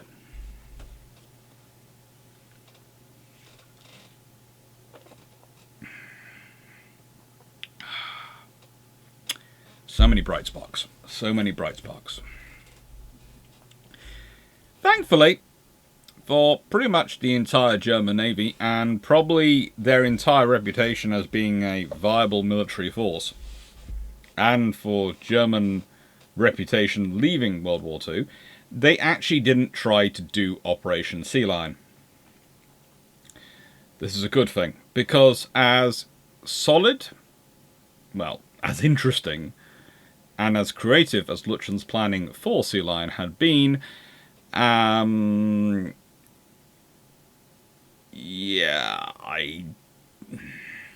entire operation is based on speed, and it's supposed to be almost a naval version of Blitzkrieg. And the trouble is, the whole point about Blitzkrieg was they went round and through the gaps in the defensive line of France, etc., to achieve what they did. They're not doing that in this place. They are landing straight into the most fortified zone in Britain at this point. They would be almost better if, instead of doing what they're doing here, if they were leaving from higher up on the Dutch coast and aimed for, I don't know, Thames Estuary, and tried to get London down the river, use the Thames as their supply column down the river. But either way, they'll have Royal Navy doing a death ride and the Royal Air Force throwing everything they have up there, and then you have whatever Well, I would say whatever the British Army came up with, mainly the British Army was standing there looking at the Home Guard and going, stop scaring us. Stop. Who invited them? They're looking at us funny. But, okay, we know you're veterans of World War One, but put away. What have you created now? Well, it's this thing which is going to make the entire sea burn. Which point the navies are going, and the Army, Navy, Army, and Air Force are all going, no, we have yet to invent the definition of war crimes. You're, however, making our legal department start thinking there might be such a concept. They shall not pass. The Home Guard. I know I'm saying a lot today, but basically that's when I'm trying to avoid using other words. The Home Guard are a good example of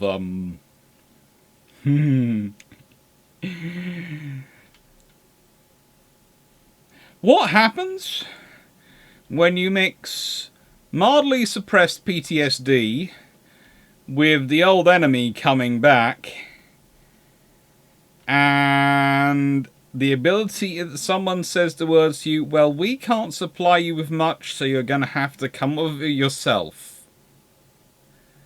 And so they do. They really do. Anyway, the Air Force fails to get control of things, and so Operation Berlin takes place instead. Scharnhorst and Eisenhower have been repaired. Woohoo!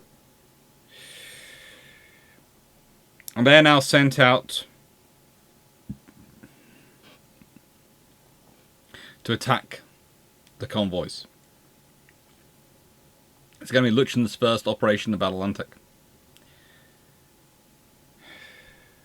Lütjens once again raised his flag in Gneisenau. Once again. They left Germany for the Atlantic raid on the 28th of December 1940. However, due to winter weather, he ordered a return to port, sending Gneisenau to Kiel and Scharnhorst to the Gdynia. He had to actually carry out some repairs due to weather damage. And so Navy Group West emphasised to him while he was doing this that his prime targets were enemy merchant vessels. And so Lütjens reiterates his standing order to captains. Our job is to put as many as possible under the water. As many as possible.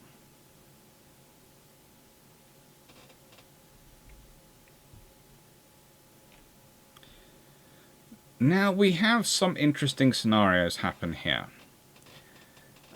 Lütjens manages to sneak out quite well.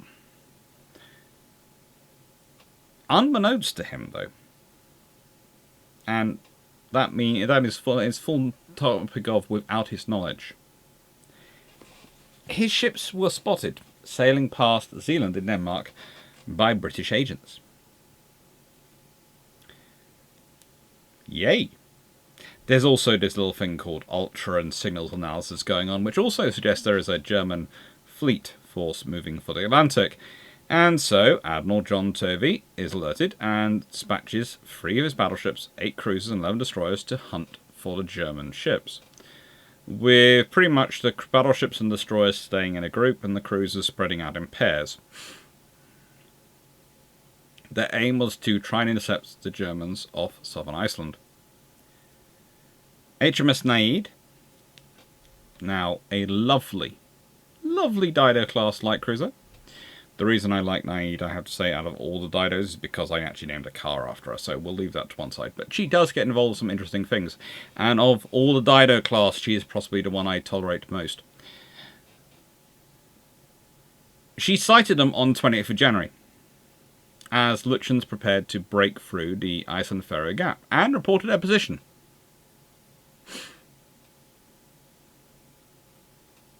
However, Lütjens at this point then decides to return northbound with the intention of passing through the Denmark Strait.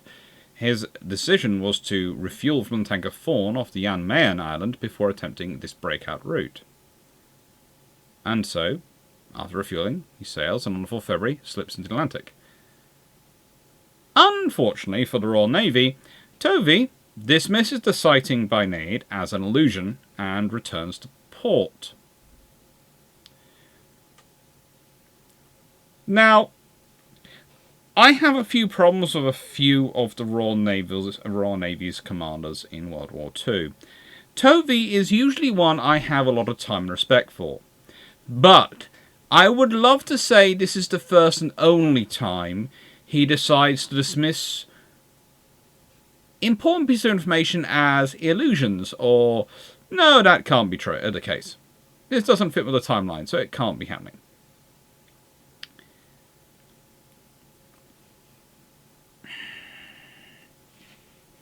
He's too happy to jump on the idea that the Germans aren't coming.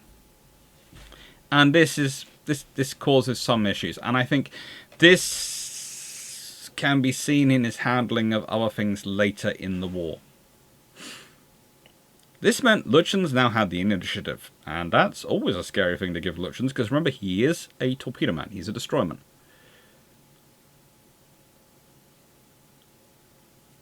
His targets could either be the HX and SC convoys sailing between Britain and Canada, or to go for the SL and OG convoys operating between Britain, Gibraltar and Freetown. He decided to opt for the northern convoys, using the Admiral Hipper, which was also loose in the Atlantic at this point, to create a diversion by ordering her to go to the south. Now, the issue for Lütjens is that he doesn't have the full information, because he didn't know at this point that the southern convoys were virtually undefended, but thanks to the British Admiralty, specifically a gentleman called Pound, all northern convoys had an escort of at least one capital ship. At this point, Ramillies and Revenge were based at Halifax in Nova Scotia, and whilst it was estimated they could escort convoys only 1,000 miles east of their base, he felt that meant he could search for targets with this in mind. What he didn't realise was that they weren't being so limited. They were operating a lot further. They had... The Germans are consistently surprised to find out that the British might not have been as honest as they thought they would be, because, you know, the British, they're always honest about these things, in terms of the operating characteristics of their ships.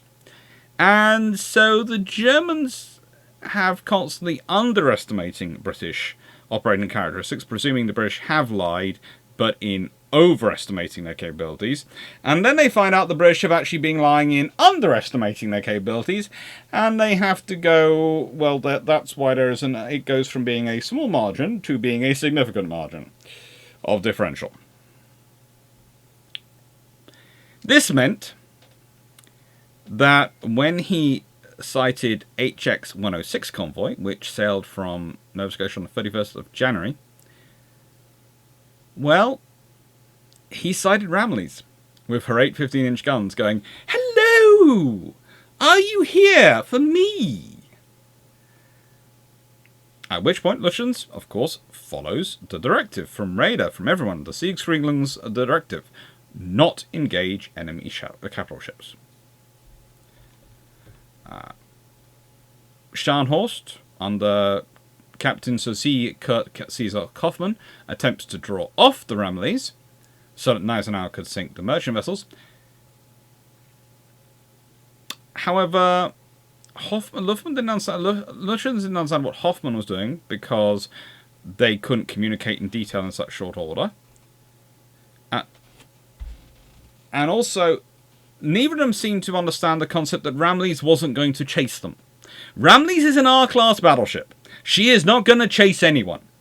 Her job is to defend the convoy, which is plodding along slowly. She can stay with the convoy. You have to come to her. If you want to attack the convoy, you have to come to her. There is no need for her to go off chasing you. If you want to orbit around outside her gunnery range of the convoy and not be able to do anything for hours and days on end, you are more than welcome to. She will happily protect that convoy and call in support. And Tovey will be kicked out to come and support her and hunt you down with faster battleships. That is what Tovey will do. Or Force H will come. Or any of the fast reaction forces the Royal Navy maintains will come and support her.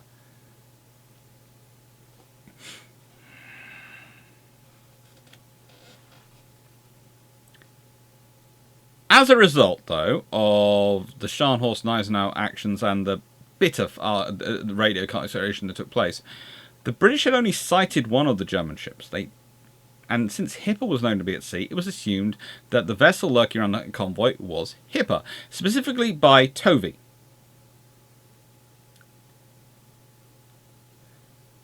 Tovey still believed that, despite the reports of the agents, despite the reports of everything else, that the Scharnhorst-Gneisenau were in German ports and everyone else was wrong.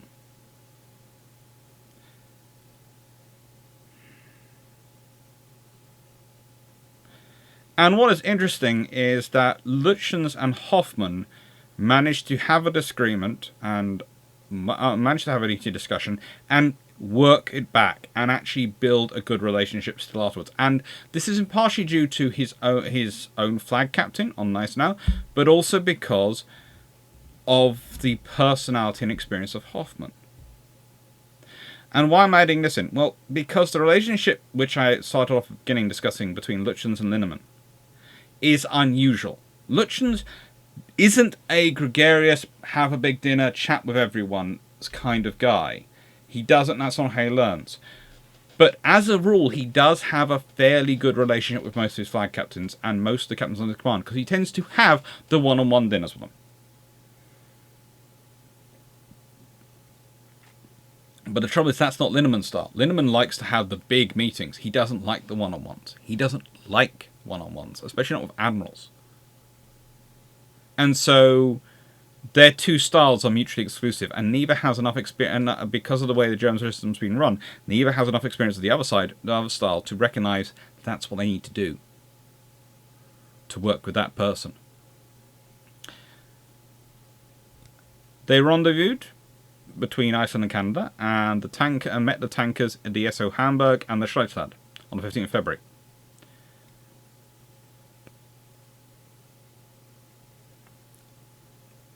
Seven days later, they managed to pick up a westbound convoy sailing without escort towards American ports.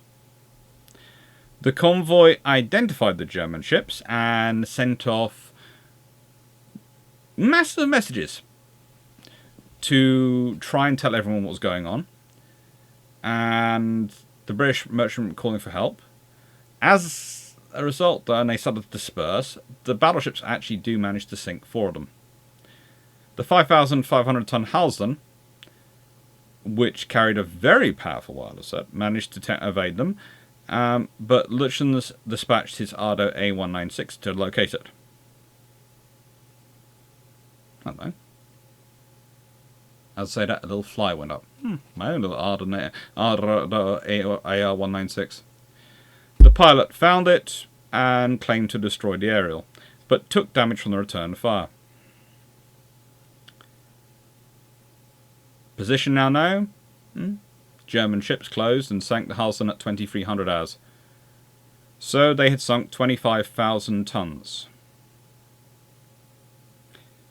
Unfortunately for them, the chase and actions had occurred at long range, and the expenditure of ammunition was expensive, which meant they lost a lot of their primary armament.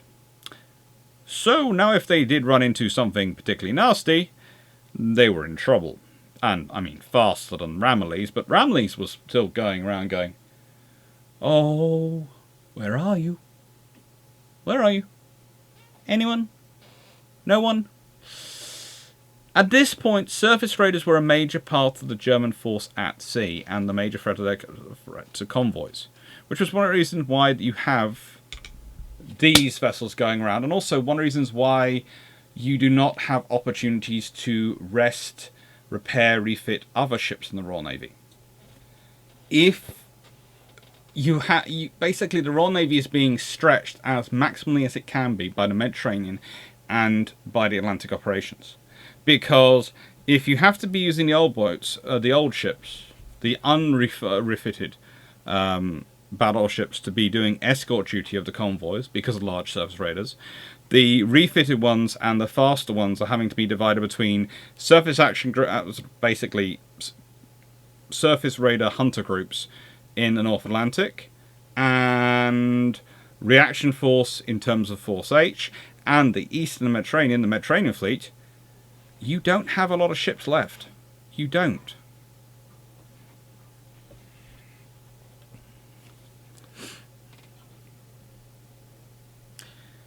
As a result, Lütjens used his radio for the first time in February and commanded the SO Hamburg and the Scheiße to meet him near the Azores so he could replenish stocks. On the 26th of February, he unloaded 180 prisoners of war onto the tankers the Emerald and the Frederick Brehm, and he was feeling pretty successful at this point. With the lack of targets in the north, i.e. lack of viable targets because of things like Ramillies wandering around, he decided to sail for to the coast of West Africa. And on the 3rd of March 1941, they actually reached the Cape Verde Islands. On the 5th of March, he tried to send off his aircraft to find enemy shipping, but found nothing, and actually had to recover the aircraft 4 hours later, with it having run out of fuel. But that wasn't completely useless, because it, flying around, had actually alerted a submarine to the fact that there were surface ships in the area, and so the submarine had sent a message back to High Command, and High Command informed him that U-124 had spotted 2 large ships close to their position. So, on the 7th of March, they spot the convoy SL-67. This one, though, is escorted by HMS Malaya. Hello, I'm a Queen Elizabeth class battleship. Yes, I've not been refitted, but I am HMS Malaya. Once again, Lütjens obeys his orders and doesn't engage the enemy. But he does direct U-124 and U-105 onto them. U-124 managed to sink 5 ships and 105 1 ship, because, surprisingly enough, Malaya is good, but she can't... Okay. Malaya is good, but she can't scare off submarines. She's not HMS Dreadnought. She isn't going around trying to run them over.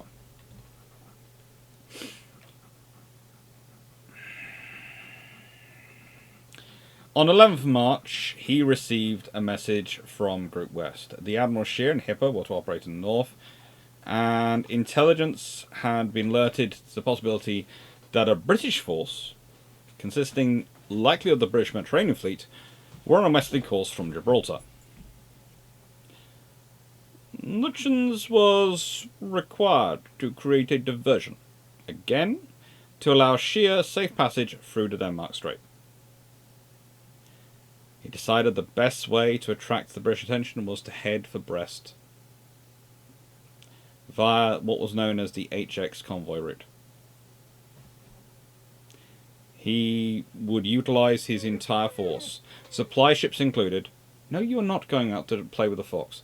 Supply ships included, to search for merchant ships and the convoys he so desired. However, he has some success. He managed to spot the Norwegian tanker the Bianca, the Polar Club, and the British San Casimiro. He managed to capture these ships. Prize crews were ordered to take them to Bordeaux, but only the Polycarp made it. Why? The others were scuttled by their German crews. Why? Because HMS Renown, his old friend from Operation Wurzenberg. Wurzenbang. Sorry, why did I call it Wurzenberg? Wurzenbang. Had turned up to go, hello, I'm out here looking for my old friend. I hear Lütjens is around here somewhere. Where's Scharnhorst and Eisenhower? I have unfinished business with you. I'm looking for you. Where are you? Please come.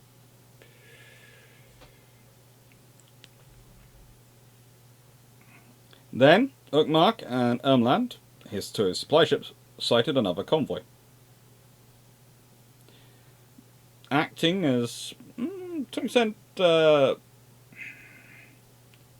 cutting dogs in a way, because they decided to rush at the convoy to try and drive them towards the battleships.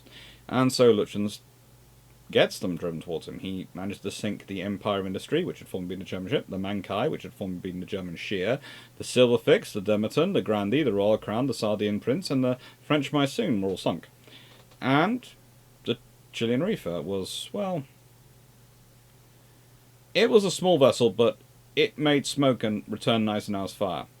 And they believed it was possibly disguised as an enemy, disguised as an enemy cruiser or a scout, so they drew to a safe distance and sunk it.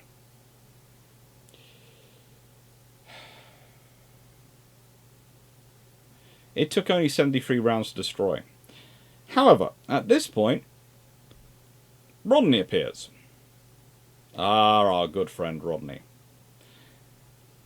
Lütjens' mind decided that this was confirmed that the Chilean Reefer was a scout, and also decided to signal identify Gneisenau as HMS Admiral, hoping this would buy time as he worked up to escape.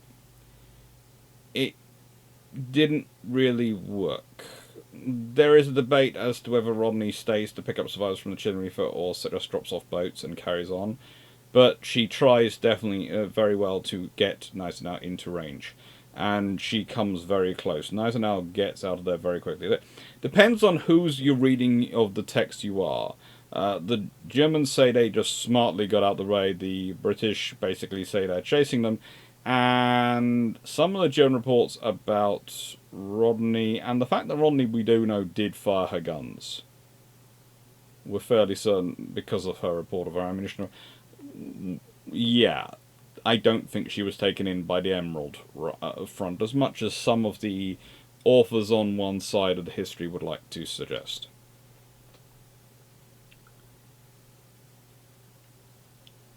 He then transferred 200 prisoners to his various supply ships and set course for Brest in France. He was sighted by aircraft from Ark Royal on 20th March. He managed to evade the British ships closing in on him and reached Brest at 0700 hours on 22nd of March. The journey had been 17,800 nautical miles and 59 days at sea. As a result of this, Reda was incredibly pleased with Lütjens, calling the operation beyond reproach. He invariably judged the situation accurately, and he met with deserved success.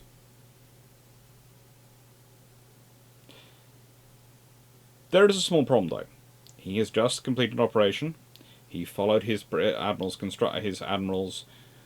instructions to the letter, and then he got praised. This means he's probably going to follow those same instructions to the letter again. That's basically what human personalities tend to do. The Seekriegsstung was more critical. They acknowledged the restrictions placed aboard Lütjens, but thought Lütjens should have asked for greater freedom after the encounter with Ramillies. They felt he could have won the battle with Ramillies. I think Ramillies felt that they might win the battle, but the damage Ramillies would have inflicted on them would have definitely made sure that they weren't getting home. I also think that Ramillies was possibly sitting in the convoy, because she seems to have positioned herself very openly in the convoy whenever she's seen them. Was more along the lines of, come on.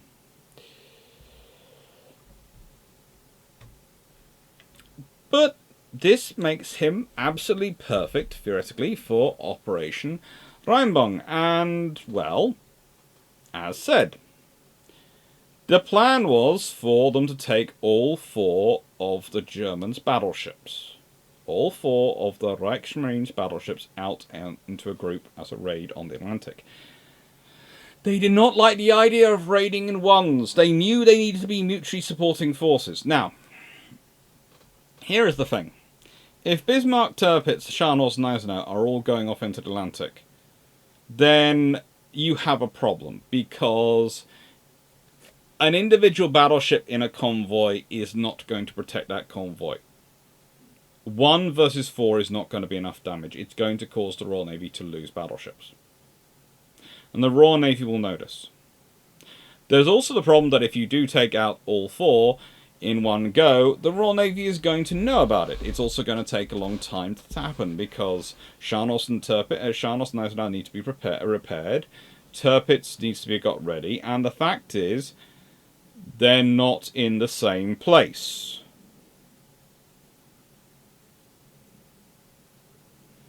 They're not in the place where they should be. If you want to take them all 4 out at the same time, they need to all 4 be in the same place together, or they need to be able to meet up.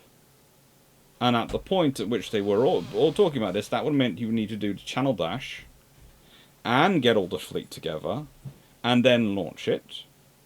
Or, alternatively, you would have to have the Sharnos and Gneisenau go out from where they were as a pair, the Bismarck and Tirpitz go out from where they were as a pair, and they would have to meet up, the 2 pairs would have to meet up somewhere in the North Atlantic.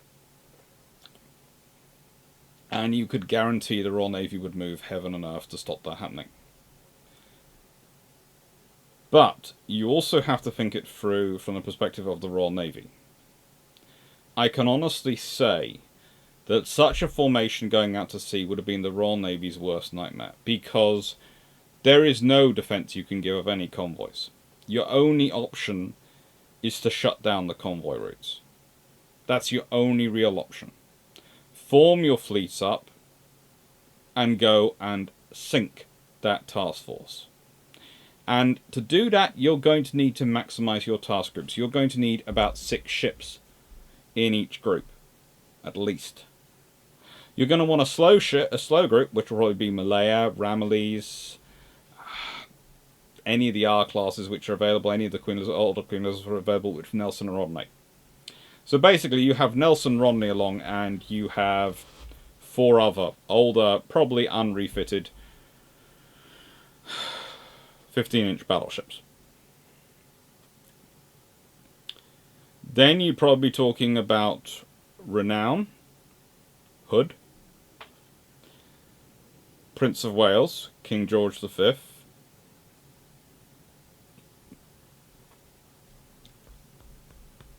maybe, hopefully, you would find another fast capital ship from somewhere to back them up, but preferably another 2. Where would you get those from?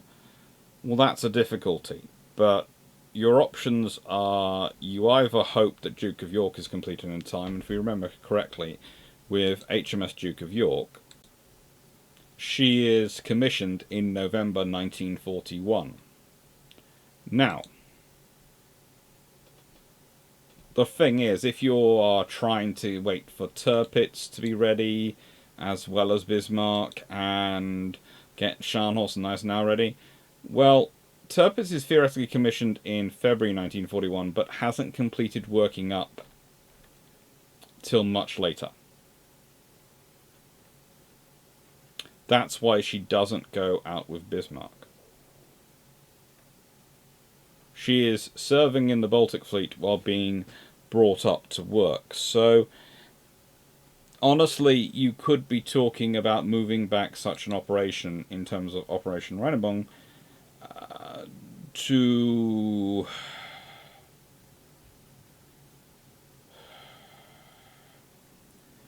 you're probably talking January, if not February 1942. What does this mean for the Royal Navy? Well, this means that some ships will have gone through refits and repairs. It means that they might well have 3 King George V class of vessels in service. But they're still short of fast capital ships. And both of those groups are going to require aircraft carriers, and they're short of carriers. Okay, one of those groups will get Ark Royal. But you've got Victorious, you've got Furious available. Might probably have Indomitable as well. you could do it, but it's going to be a tremendous stretch on Royal Navy resources. So the Royal Navy are probably very, very happy, or at least they would be at the time if they realised that had been an option, that didn't go down.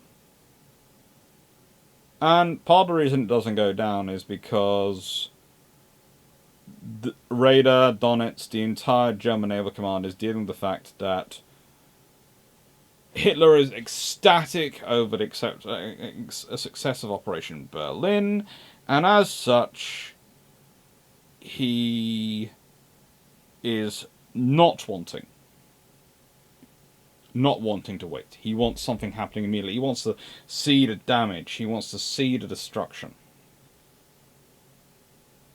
And there is the advantage that if you do get the Bismarck out, and you manage to bring it around and meet up with Scharnhorst and Gneisenau off the French coast, well, you then achieve your goal of putting three together.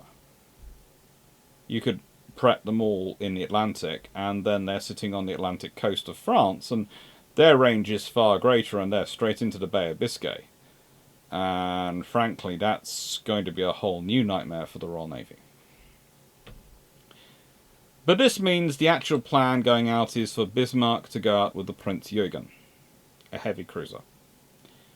Rather similar to the operation conducted earlier on in the war when Gneisenau was covering for Scharnhorst being moved out of Norway when it's been damaged.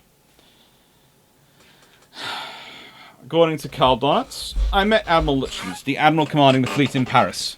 I knew Lütjens well and held him in high esteem. During the same years we had been in command of the cruisers the Kalrischu and the Emden respectively. At the end of our overseas tours of duty, we had returned to Germany in company. In the years immediately before the war, while I was senior officer of submarines, Lütjens had been officer commanding torpedo boats. We were often together, both socially and on duty. We held the same views on naval matters and saw eye to eye most things. At our conference in Paris, we defined the support to be given to the Bismarck by U-boats in the following terms. The U-boats would carry on as usual in normal positions. If, while the surface ships were at sea, any opportunity arose for joint action with U-boats, every effort should be made to exploit it to the full. For this purpose, an experienced U-boat officer will be appointed for duty to the Bismarck. Again, remember the experience from Operation Berlin. On the radio frequency used by the U-boats, the admiral commanding the fleet would be kept constantly informed of the dispositions of boats and their attention of the U-boat command. Now, this sounds pretty good. He's doing some preparations, and it sounds like a good idea is going on. And according to Eric Radar, it does Lütjens great credit that he did not hesitate to express this view to me so frankly. What view is he talking about? Well, Lütjens had argued that it was better to wait until Tirpitz, Scharnhorst and Gneisenau were ready. He argued the German fleet should not be fed teaspoon by teaspoon into battle with the enemy. As a response, Radar wrote, "It does Lütjens great credit that he did not hesitate to express this view to me so frankly. I then sought to convince him of the cognacy of my arguments. Although Lütjens was perhaps not entirely convinced by my views, our discussion ended in complete understanding." Now, I have done videos about Radar as Commander-in-Chief of the German Naval Forces, and I do not consider him the best and most honest voice of his story, but also I don't consider him to be a really very capable admiral. And in the nicest way, he should have probably listened to his fleet commander at this point, because Lütjens is certainly being smarter than he is. Penny packets don't work, especially not in this scenario.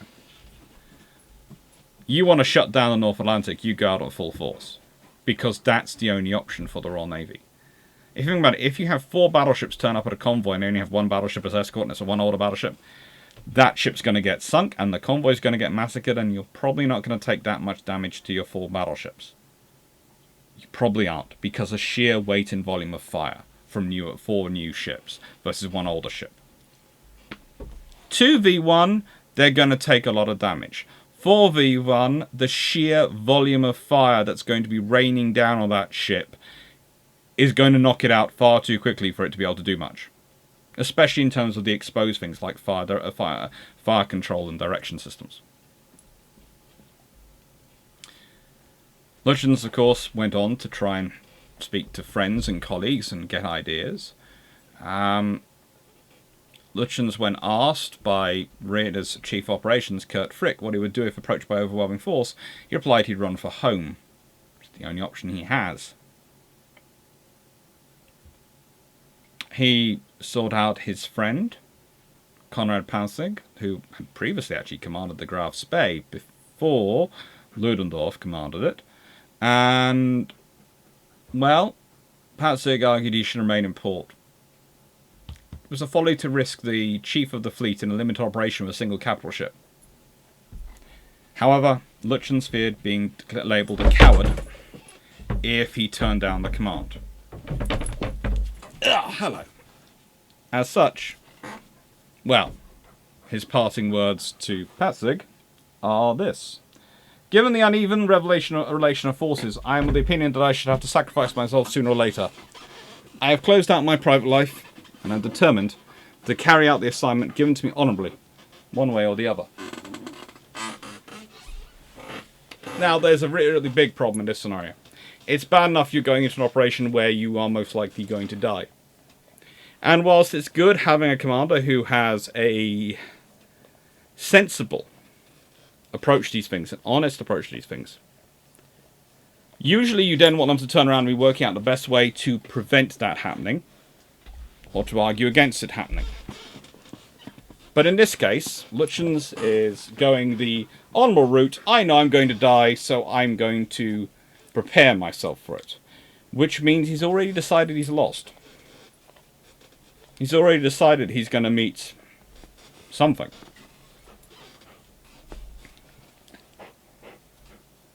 He then goes to meet Marshall, his former commanding officer, the man who he'd replaced as fleet commander.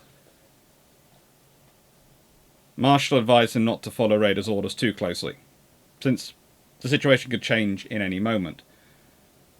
Lütjens refused to diverge from his standing orders. He reminded Marshall that 2 fleet commanders, including Marshall, had already been removed from command, simply for not following the orders given to them.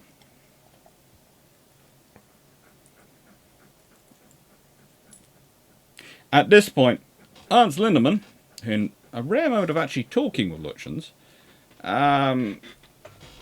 told him that war games had been run by Tirpitz to see if Tirpitz could reach the Atlantic undetected.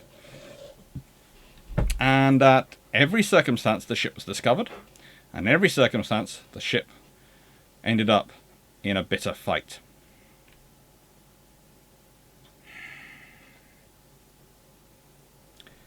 That's really not helpful. Now, at this point, it's when you start to see some of the issues develop between Lindemann and between some of the other officers at this point. Lindemann and Lütjens, and between Karls and all the other senior officers at this point start to have issues, because Lütjens is basically retreating into his head already.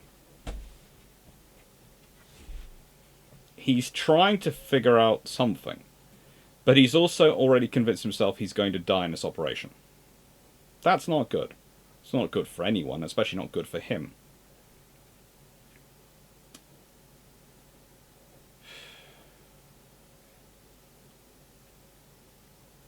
Now, he has a problem in that he knows he's going to be running into all these forces.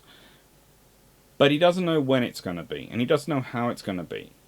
And he doesn't really know what he's going to have to deal with. And he isn't the type, by this point, who's got the confidence for the tactical flexibility he needs. He almost needs to revert to the destroyerman he was in World War I. He needs to adapt to that tactical flexibility, but he can't. He's seen what's happened to others who've adopted it, and he is a very, very loyal sailor. This is the trouble. He's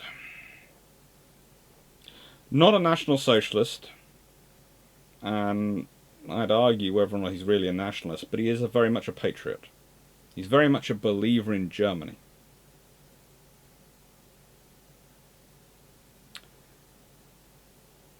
So what does he do? Well, the first decision is when or whether or not to go. And this is the really interesting thing, because he has got back from Operation Berlin on the 22nd of March. By the 8th of April, Lütjens is meeting Donetsk to discuss Operation Rheinberg. That shows how quickly they're pushing straight into it. And they haven't taken time to properly digest the information available to find out what's going on. And by the 18th of May, so we're talking 6 odd so weeks, 7 weeks basically, the operation officially begins. And Lütjens informs Lindemann and Brinkmann. Brinkmann, I don't think I mentioned, is the captain of the Prinz Eugen. He basically informs them that he intended to sail for the Arctic and refuel at sea on the 18th of May. 3 days later, in Norwegian waters, he ordered a fuel stop at Grimstad Ford near Bergen. He didn't inform either of his captains about his decision to drop anchor and refuel. He offered no explanation for the change in his mind. This is no help. And this again, you can see it's the experience of command and what he's had coming up. He hasn't learnt to really bring those people in when he needs to bring them in.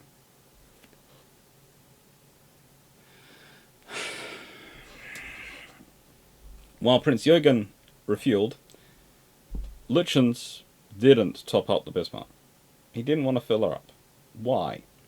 Well, a rupture in one of the fuel lines they'd already had allowed only initial influx of 6,000 tons. A further 2,000 tons was to be accepted at sea. The ship had left the Baltic 200 tons short, and since burned 1,000 tons reaching Norway. Lütjens theoretically knew that the Weissenberg, a tanker, was waiting for him in the Arctic, an additional days sailing away, but further from British reconnaissance, and that's important, further from British intelligence. Maybe he intended to replenish there. We don't know, because he did not refuel during the rest of the operation, and he didn't tell anyone what he intended doing.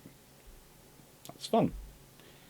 On the 22nd of May, he received a report that 4 British battleships and an aircraft carrier, although the phrasing was possibly an aircraft carrier, but he, by this point, seemed to believe, and quite rightly so, that if anyone says it's possibly an aircraft carrier, there is an aircraft carrier, along with a lot of destroyers, was anchored at Scapa Flow. This was, of course, a mistake. They weren't there. They were already out at sea. But it did have an impact on Lütjens' decision not to loiter and to wait for events to unfold, but instead to proceed with a breakout immediately, to get out into the Atlantic as quickly as he could whilst the British fleet was in harbour and not really moving around.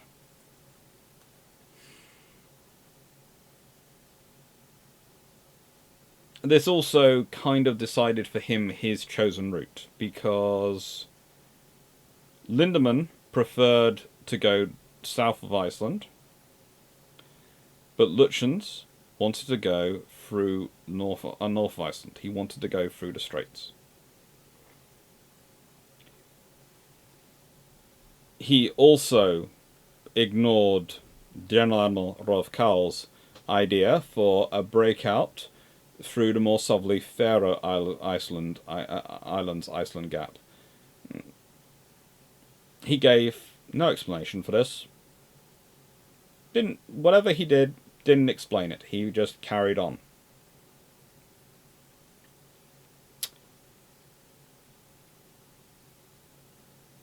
Now, his reasoning for this, possibly, and the reasoning certainly for Kahl's, is rather similar, because Kahl's believed that the ice-flooded region of northern Iceland and Denmark Strait could be easily patrolled by an enemy. However, all these things also meant it offered lower visibility conditions, giving Lütjens, I wanted to say Lindemann for some reason, Lütjens, cover to get through from possible air search.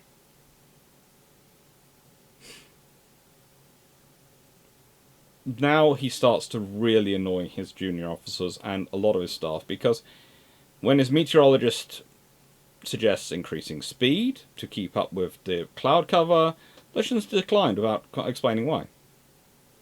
This led to the meteorologist to vent his anger to Burkhard Freire von Mülheim-Reichberg, who, well, after his career in the Navy and being the most senior officer to survive the entirety of Operation Berlin, went on to become a diplomat and author. This venting of his anger is remembered. But it also means we only have one source, and we only have the meteorologist's point of view. We don't have, maybe Lütjens was talking with someone else, and when he heard it went, no.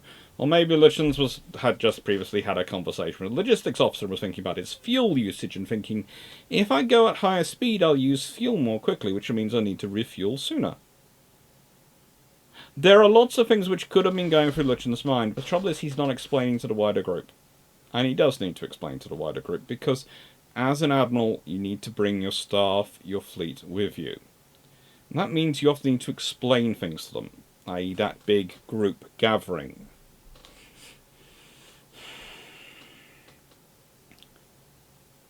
Despite all this work, the Royal Navy had been alerted thanks to the Swedes, Norwegian resistance, and aerial reconnaissance, who had all provided various points of information. The other problem Lütjens had is that Lindemann is as privy to naval intelligence as a captain should be. He's again got the same information that the capital ships were congregating at Scapa Flow. Now, Lindemann understands the dangers his ships face, so does Lütjens. But Lütjens is the only one who can call off the operation. And he doesn't discuss what he's going to do with Lindemann or Brinkmann. Now, this is the interesting thing, because when we consider and go back to when he was aboard the Gneisenau,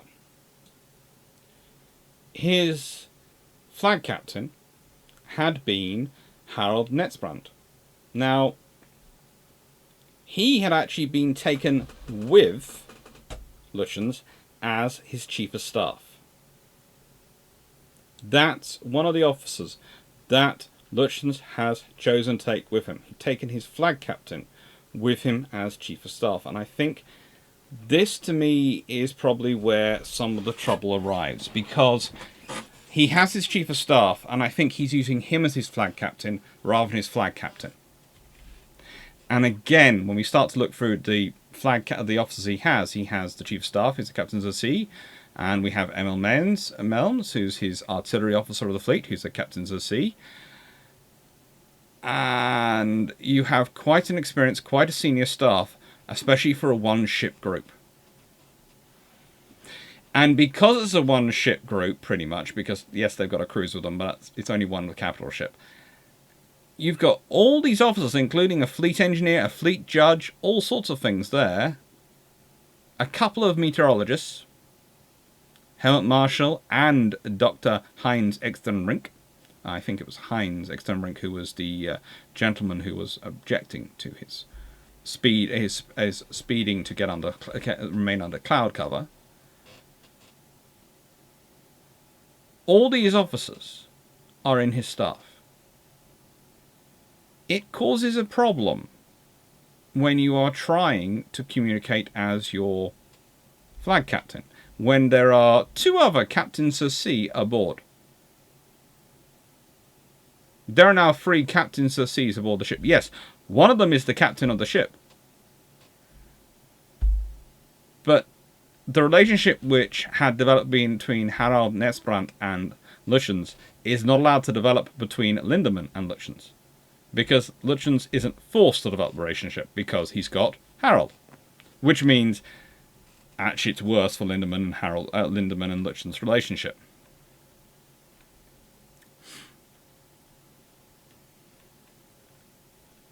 And Lütjens had, of course, dismissed his destroyer escort near Trondheim. And at this point, you start to get notes being written, especially by, I would argue, by this officer, which does guide to an extent some of our knowledge of the scenario, by Rolf Karls, which is constant displeasure at the lack of communication, leaving Lütjens to be hesitant.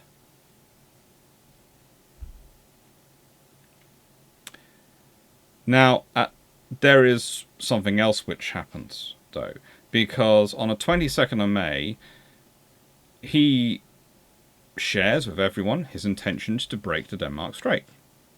And so that's where he's going for it. And he finally shares this with his captains, which is great. He does this based on intelligence information that, of course, the Battle of Crete is starting, and this is going to absorb the Mediterranean fleet, and potentially also going to call in Force H and other forces.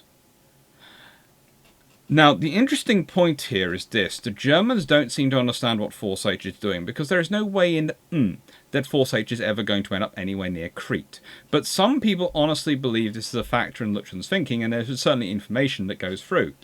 But I think if anyone knows that Force H isn't going to be committed to Crete, it's probably Lütjens, and I wouldn't be surprised if it's Karls and a few others as well realise it as well, because they're just going to look at a map of Mediterranean and go, oh, so you're going to pull them from there? That's not going to work. That's not going to work at all.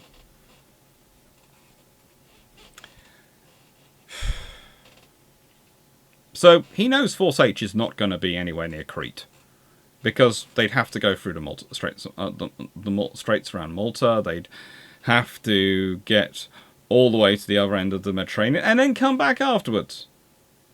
For Crete, that would be abandoning, the Royal Navy would be abandoning their entire position in the Western Mediterranean. They're not going to do that. However, he does have a shock. Because on the 23rd of May, he learns that the British have been tracking him. And he learns this when Norfolk and Suffolk appear amidst the Greenland ice pack. He actually identified Norfolk as Suffolk and Suffolk as Norfolk originally. But, you know.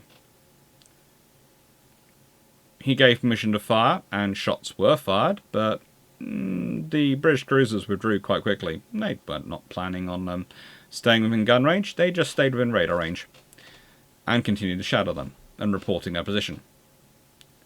Unfortunately, the shock from firing Bismarck's heavy guns disabled her search radar. So, Lütjens ordered Prince Jürgen to take the lead. As they passed each other, the Bismarck's push-button wheel jammed, and so it actually started charging towards the Prince Jürgen. Thankfully, Prince Jürgen's Captain Brinkmann managed to avoid the collision, and they managed to get the Bismarck back under control. But this is not a good ship.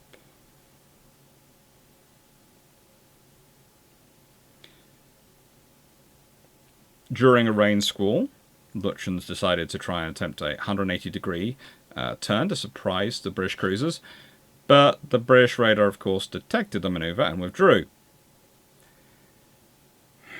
That's kind of annoying.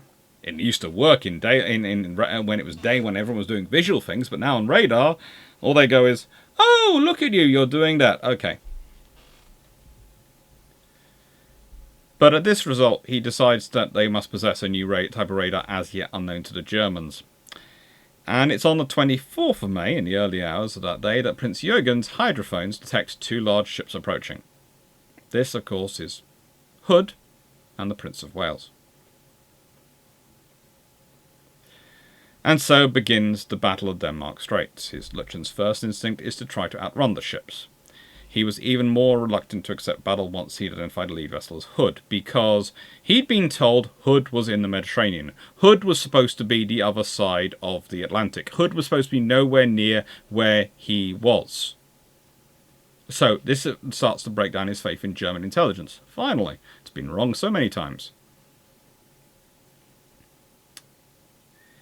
And he ordered his chief yeoman to signal the Prince Jürgen to open fire on the enemy ship, but he doesn't open fire from Bismarck. This annoys Lindemann even more. But the point is, Lütjens is an artillery and torpedo specialist. He's waiting until they get close. The current position they were engaging in meant that they were out the outer limit of the traverse for their main batteries. And this meant that there would be problems with engaging. And he didn't want to waste ammunition. He couldn't afford to waste ammunition. Whilst he could pick up fuel from oilers, he couldn't get up 15-inch shells from pretty much anywhere. He waited till it was close enough for him to attack. Lindemann is starting to get furious about this. Apparently, according to some results, again, we don't have many survivors from the ship. We don't have many officers who survive. So we don't have much information about what was going on and what was muttering. Finally, Lütjens gave the order to return fire and then ordered a turn to port and managed to cross Holland's T.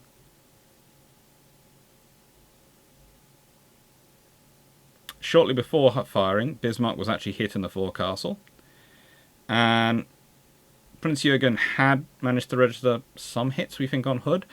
They had started some fires, which had made it easier for the Germans to actually locate a position. That's the thing. The 8-inch the shells coming in from Bismarck are making fires on her. Fire is dangerous on a ship, but the most dangerous thing is it's illuminating your position and making you easier to spot.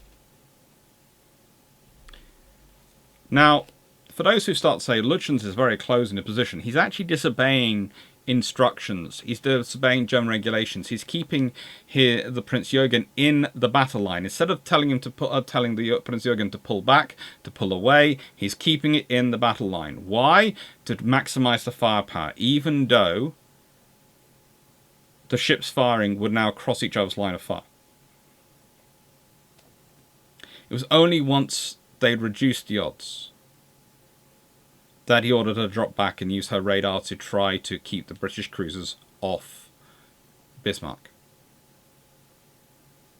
Schneider observed the 5th salvo, and Schneider is one of the gunnery officers, strike Hood from a range of 17,500 yards at 16 kilometers. In battleship engagement terms, especially in World War II, that is so close. 2 splashes were seen.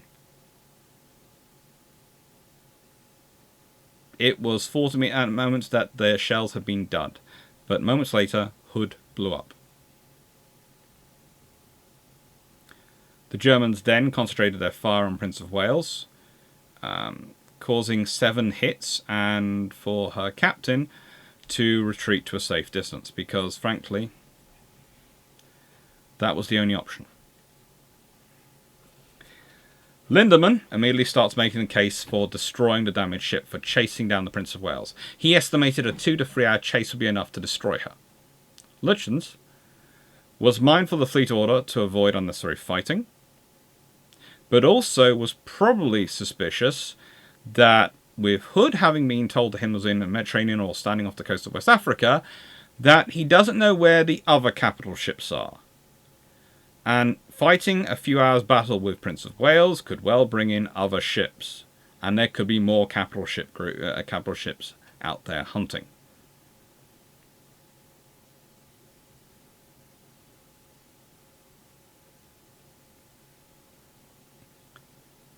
And so he instead proceeded into the Atlantic, where he could lose his pursuers or throw them off and have necessary room to maneuver.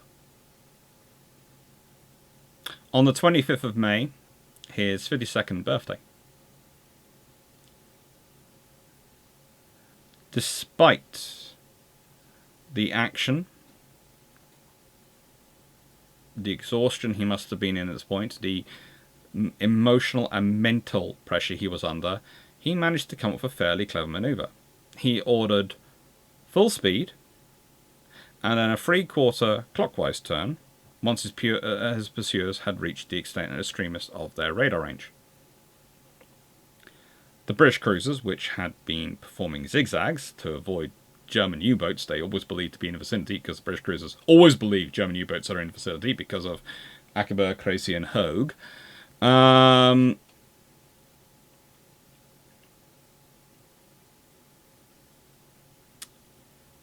Were at the outer edge of their port turn at this sort of point. And this limited their radar's range and allowed him to escape their radar, steam in the opposite direction, and then once behind them, steam across their wake and avoid enemy attempts to the British attempts to regain contact. Now, that's a very clever maneuver. He's managed in the last couple of days to analyze what was going on, to analyze how he was in trouble, why he was being tracked. Remember, he started off thinking they had a new form of radar. He still thinks they have a new form of radar, but he's managed to work out what he thinks his weaknesses are, and he's managed to pull a maneuver. That is his birthday present to himself. Unfortunately, then he breaks radio silence, which gives the British an idea of his latitude, although not his longitude. And he does this because he actually believes he's still being tracked. He thought it hadn't worked. This is the thing, you must remember, he's defeated himself in his head, and he has from the beginning of the mission, because he doesn't think it's sensible to go out there with just a single capital ship. To feed the German Navy to the Royal Navy teaspoon by teaspoon. Instead of going in heavy, they sent in a teaspoon.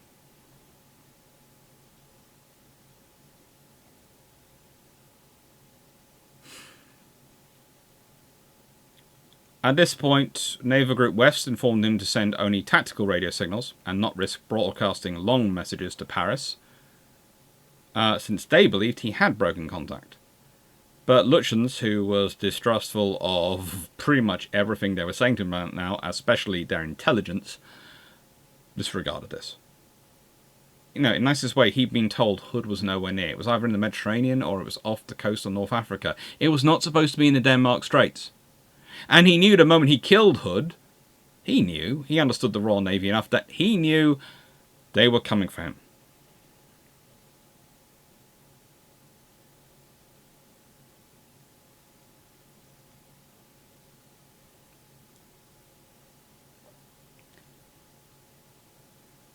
The British used that information.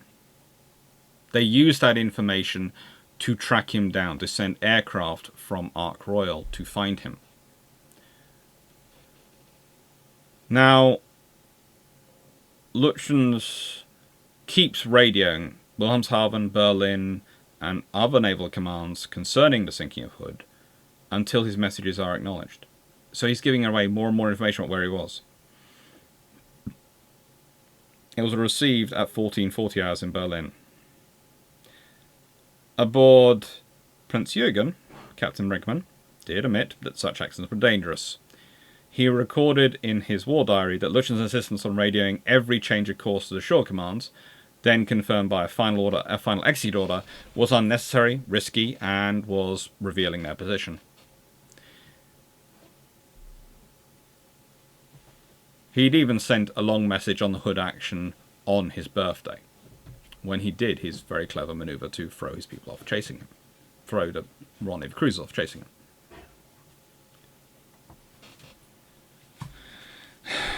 At 0801 hours, on the 26th of May, I think, he radioed Naval High Command to his intent to sail to St. Nazaire and attached his heavy cruiser for commercial operations. He didn't reveal how much damage had been done to Bismarck. The ship was down by the bow.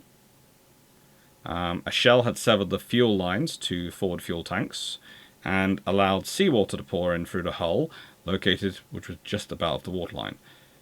Raeder and his staff were unable to issue Lütjens with any orders since they had no information of the state of the task force, so they couldn't really do anything. In fact, Raeder is starting to go, hang on, what's going on here? And is starting to quickly shift blame. It's amazing. Lütjens had told him from the get-go it wasn't a good idea to go with a single ship, but at this point, suddenly it's all Lütjens' fault.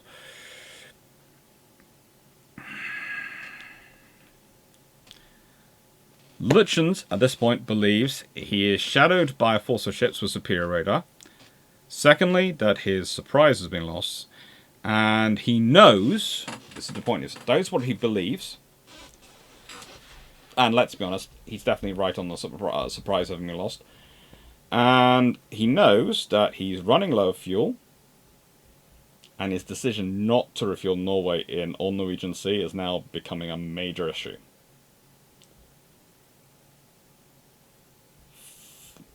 Finally, his own belief was that the force which was shadowing him was led by the King George V.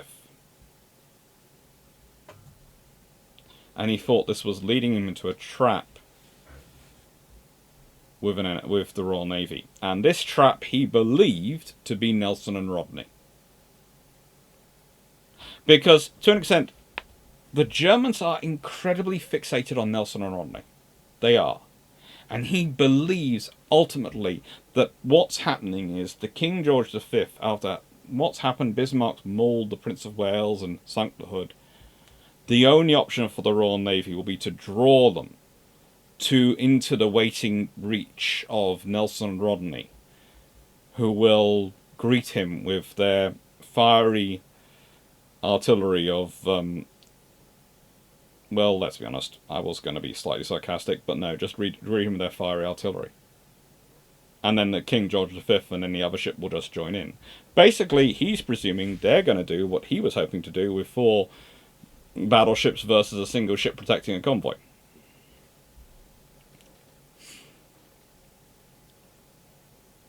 Finally, what does he know? Again, the seawater is slowing him by at least 2 knots. And the ship's losing electrical power, and salt water was threatening to enter more fuel lines and to shut down up to 2 of his boilers, which will drop his speed even more. At this point, Captain Lindemann is probably being even more weird, because he wants to return via the Denmark Strait to Norway. He doesn't want his vessel risked in another unequal struggle.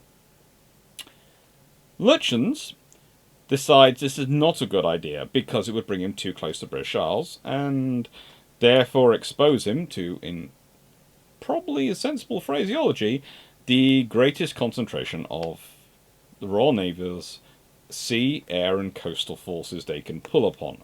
After all, we have just sunk HMS Hood. The British are out for blood.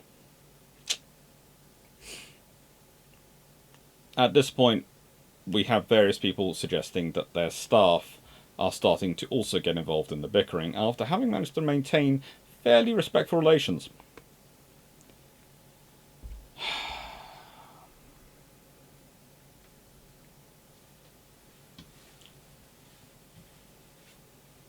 Now, at this point, he wanted to get U-boats to concentrate near Greenland to attack his shadowers. That was his plan. But the fuel situation was getting worse. And so he had to steam directly for France, and he decides to put out this message. Seamen of the battleship Bismarck, you have covered yourself with glory. The sinking of the battlecruiser Hood was not only military but psychological value, for she was the pride of Great Britain. Henceforth, the enemy will try to concentrate his forces and bring them into action against us. I therefore released Prince Eugen at noon yesterday so that she could conduct commerce warfare on her own. She has managed to invade the enemy. We, on the other hand, because of the hits we received, have been ordered to proceed to a French port. On our way there, the enemy will gather and give us battle. The German people are with you, and we will fight until our gun barrels glow red hot and the last shells out the barrels. For us seamen, the question is victory or death. Now, I can't think why this... Don't worry, he's fine. This... You just drank water. Did you bend down the wrong tube because you drank too fast? Sorry. Don't worry. This didn't have a good and positive effect on the crew's morale. I can't think why it didn't, but it really didn't. And anyway, They in fact interpreted to mean that the Admiral thought they were going to die. And so, a little bit later, Lindemann has to put out another, far more optimistic view and speaks of U-boats and the Luftwaffe that were gathering to help them home in a speech delivered an hour later. For some reason, this didn't exactly restore morale fully either, but it helped. At least the captain believes you're going to survive. But the thing is, they haven't got long, and Ark Royal's aircraft actually find her because they're following her oil slick. At dusk on 26 May, they get attacked by Ark Royal, by her swordfish. And one torpedo manages to jam Bismarck's rudders and steering gear. Lindemann is sure this can be repaired. Lütjens doesn't think it's going to be. As Lindemann and his officers try to discuss ways to repair the damage, and where the fleet engineers and the staff from Lütjens' team might have been useful, Lütjens instead getting his staff and organised to put together a note to German command and people just 30 minutes after the torpedo had struck, and before, well, really the full extent of damage is known. But to be honest, Lütjens isn't far off. He's probably got a more... Lindemann is going, my ship is going to survive, my ship is going to survive. Lütjens is a bit on the pessimistic side, but let's be honest, he's probably realistic at this point. Divers were put over the side, but it was... They could not clear the damage as the sea was just too rough at that point. They were considering things like using the aircraft hangar doors as makeshift rudders, but yeah, for some reason this didn't come to anything. I can't think why. The idea of turning the aircraft hangar doors into rudders, it's an option, I suppose, but no. The crew is now reduced to steering Bismarck via adjusting the revolution of her propellers, the speed of turn, and this reduced her top speed to 7 knots, and effectively left it circling in the water. And at this point, that's when HMS Cossack, Sikh, Maori, Zulu, and RP Piran all decide to turn up. They spend the night attacking her, boxing her in. The cruisers have lost her, but they're attacking her and keeping her boxed in. And then finally the day comes. And HMS Rodney arrives. Yes, it's King George V which is going to lead it, but HMS Rodney has got there. The ship which Lütjens has been avoiding for most of his career by this point.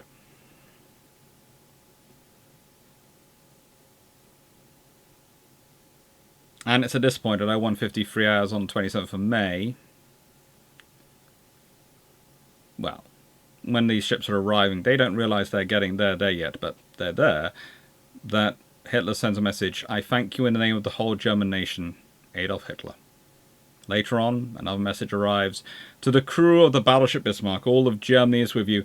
What can be done will be done. Your devotion to your duty will strengthen our people in the struggle for their existence, Adolf Hitler. Again, a good way of telling you, you're all going to die. You're all dead. Bye-bye. But I've sent you nice words and warm regards. For some reason, this isn't helping much.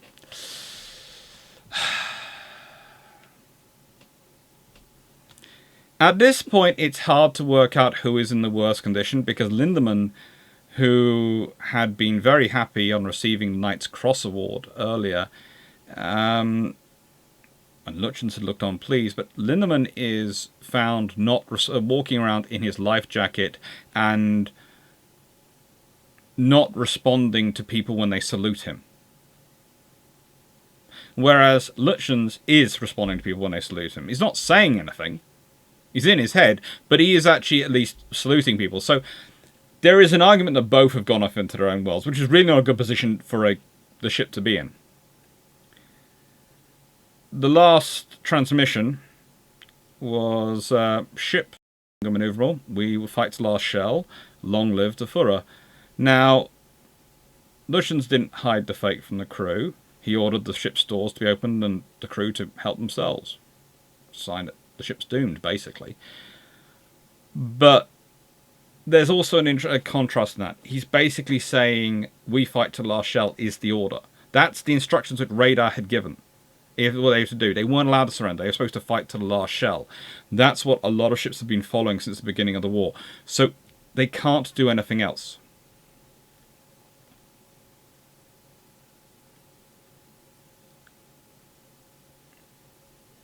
Now,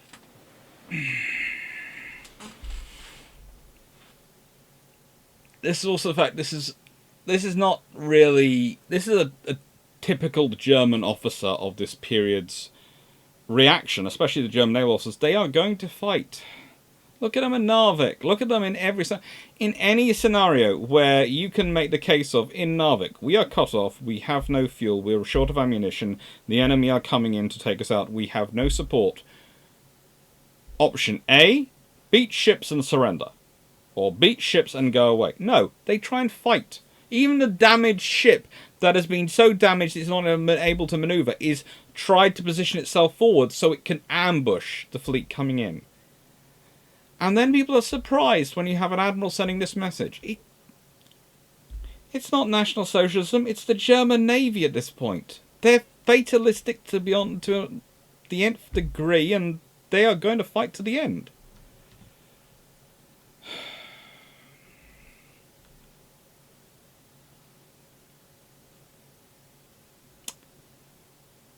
Oh, 0800 hours on 27th of May 1941, Bismarck's alarm sounded for probably the last time.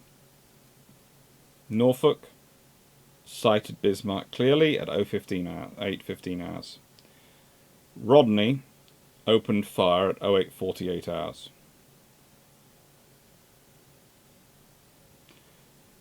Bismarck fired back at Rodney at 08:49 hours, roaring with defiance, you can argue, in this scenario.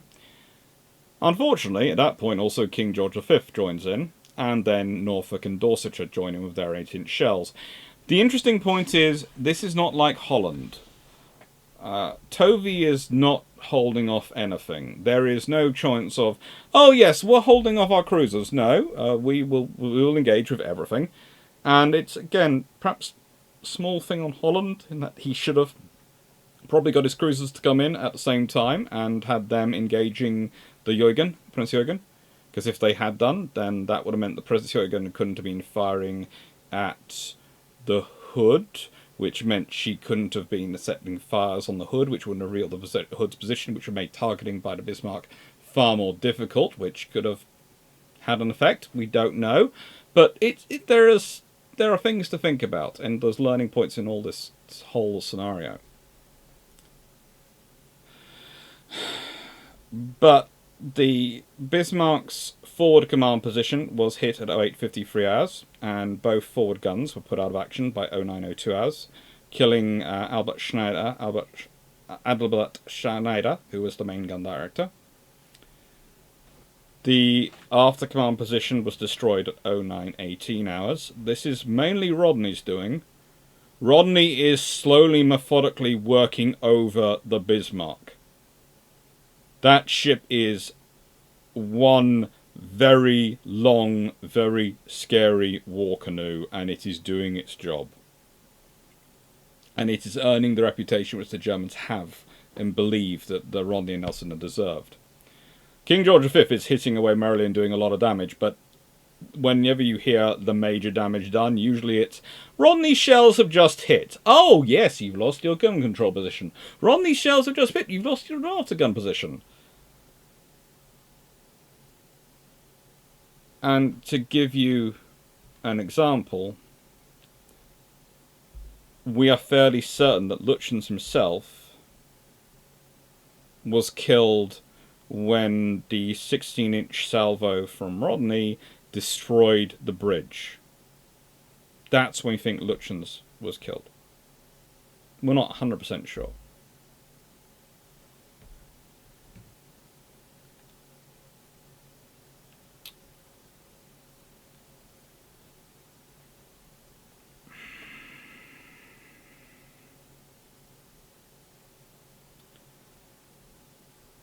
Bismarck received heavy hits from the battleships constantly.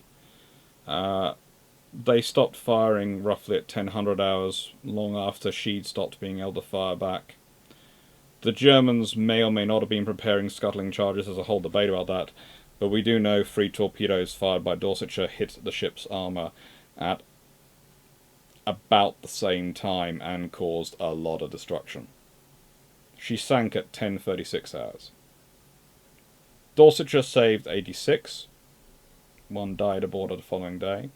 HMS Maori, a Tribal-class destroyer, saved another 25. 5 of the sailors were saved by the U-74, the German U-boat, one of the U-boats which had been racing to try and assist the Bismarck.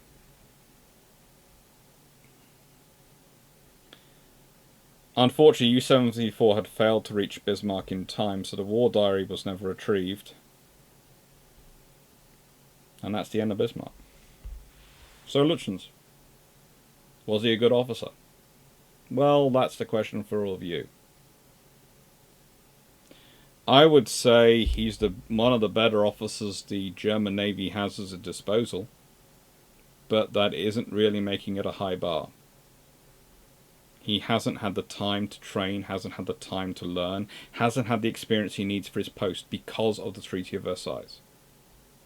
The Royal Navy and the British government had set up the Treaty of Versailles to do 2 things, and it did them very well. 1, destroy Germany's maritime infrastructure so they couldn't rebuild a navy quickly, if at all. And 2, to destroy the German Navy's ability to train itself for naval warfare by limiting its numbers. They did that very, very well.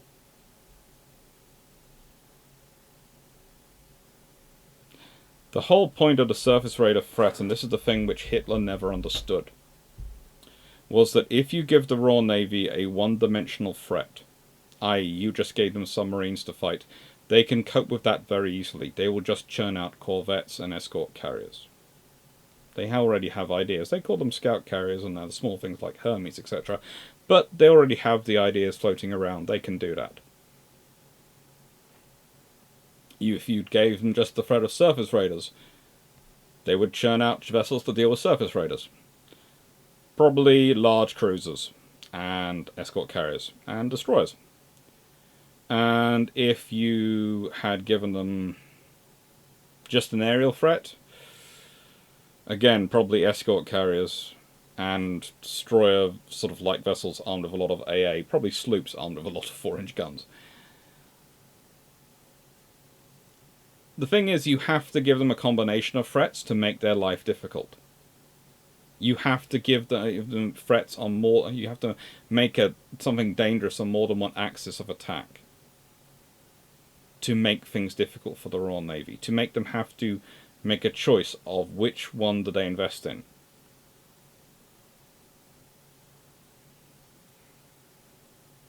That's ultimately what they've done. But it ultimately is also a weak spot, because they didn't have enough.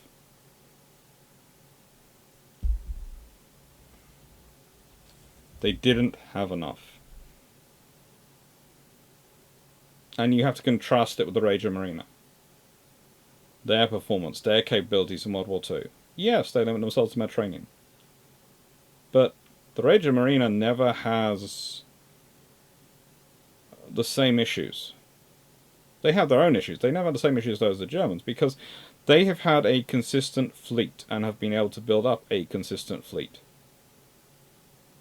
They actually have more of an infrastructure industrial base for maritime construction than the Germans do at the beginning. And the mass construction facilities they develop are submarines. And yes, they can churn out exceptional submarines. But by the end of World War II, they're a one-dimensional navy. And the loss of Bismarck, even though it did secure the sinking of Hood, that doesn't make up for it. Because Hood, for all its emotional and psychological value, is one ship. The Royal Navy, Bismarck, one ship of 15, 20, 50, between 15 and 20, sort of 15, 18 ships, depending on the time period. Bismarck is one of 3. 4 if you consider Tirpitz more viable than it actually is at this point, and there's a reason they don't send it on the operation. So, yeah. And here's the thing, if they had Tirpitz along, what could they have done? Well, things would have been very different. For starters, imagine how the Royal Navy would have approached a pair of Bismarck-class vessels. If they had Scharnhorst and Eisenhower along, it becomes different again. So, I don't want to give you a question about Lütjens. I don't. I want to give you a question which makes you think about what Lütjens was thinking about. And I always give questions at the end of my videos. So this question is going to be this.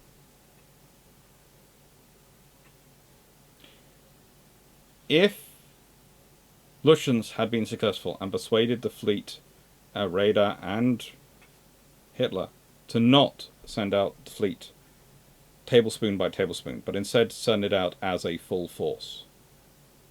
I've already told you what I think would happen.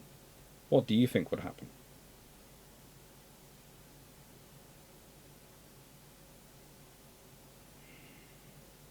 Thank you very much for watching. Hope you enjoyed. Take care.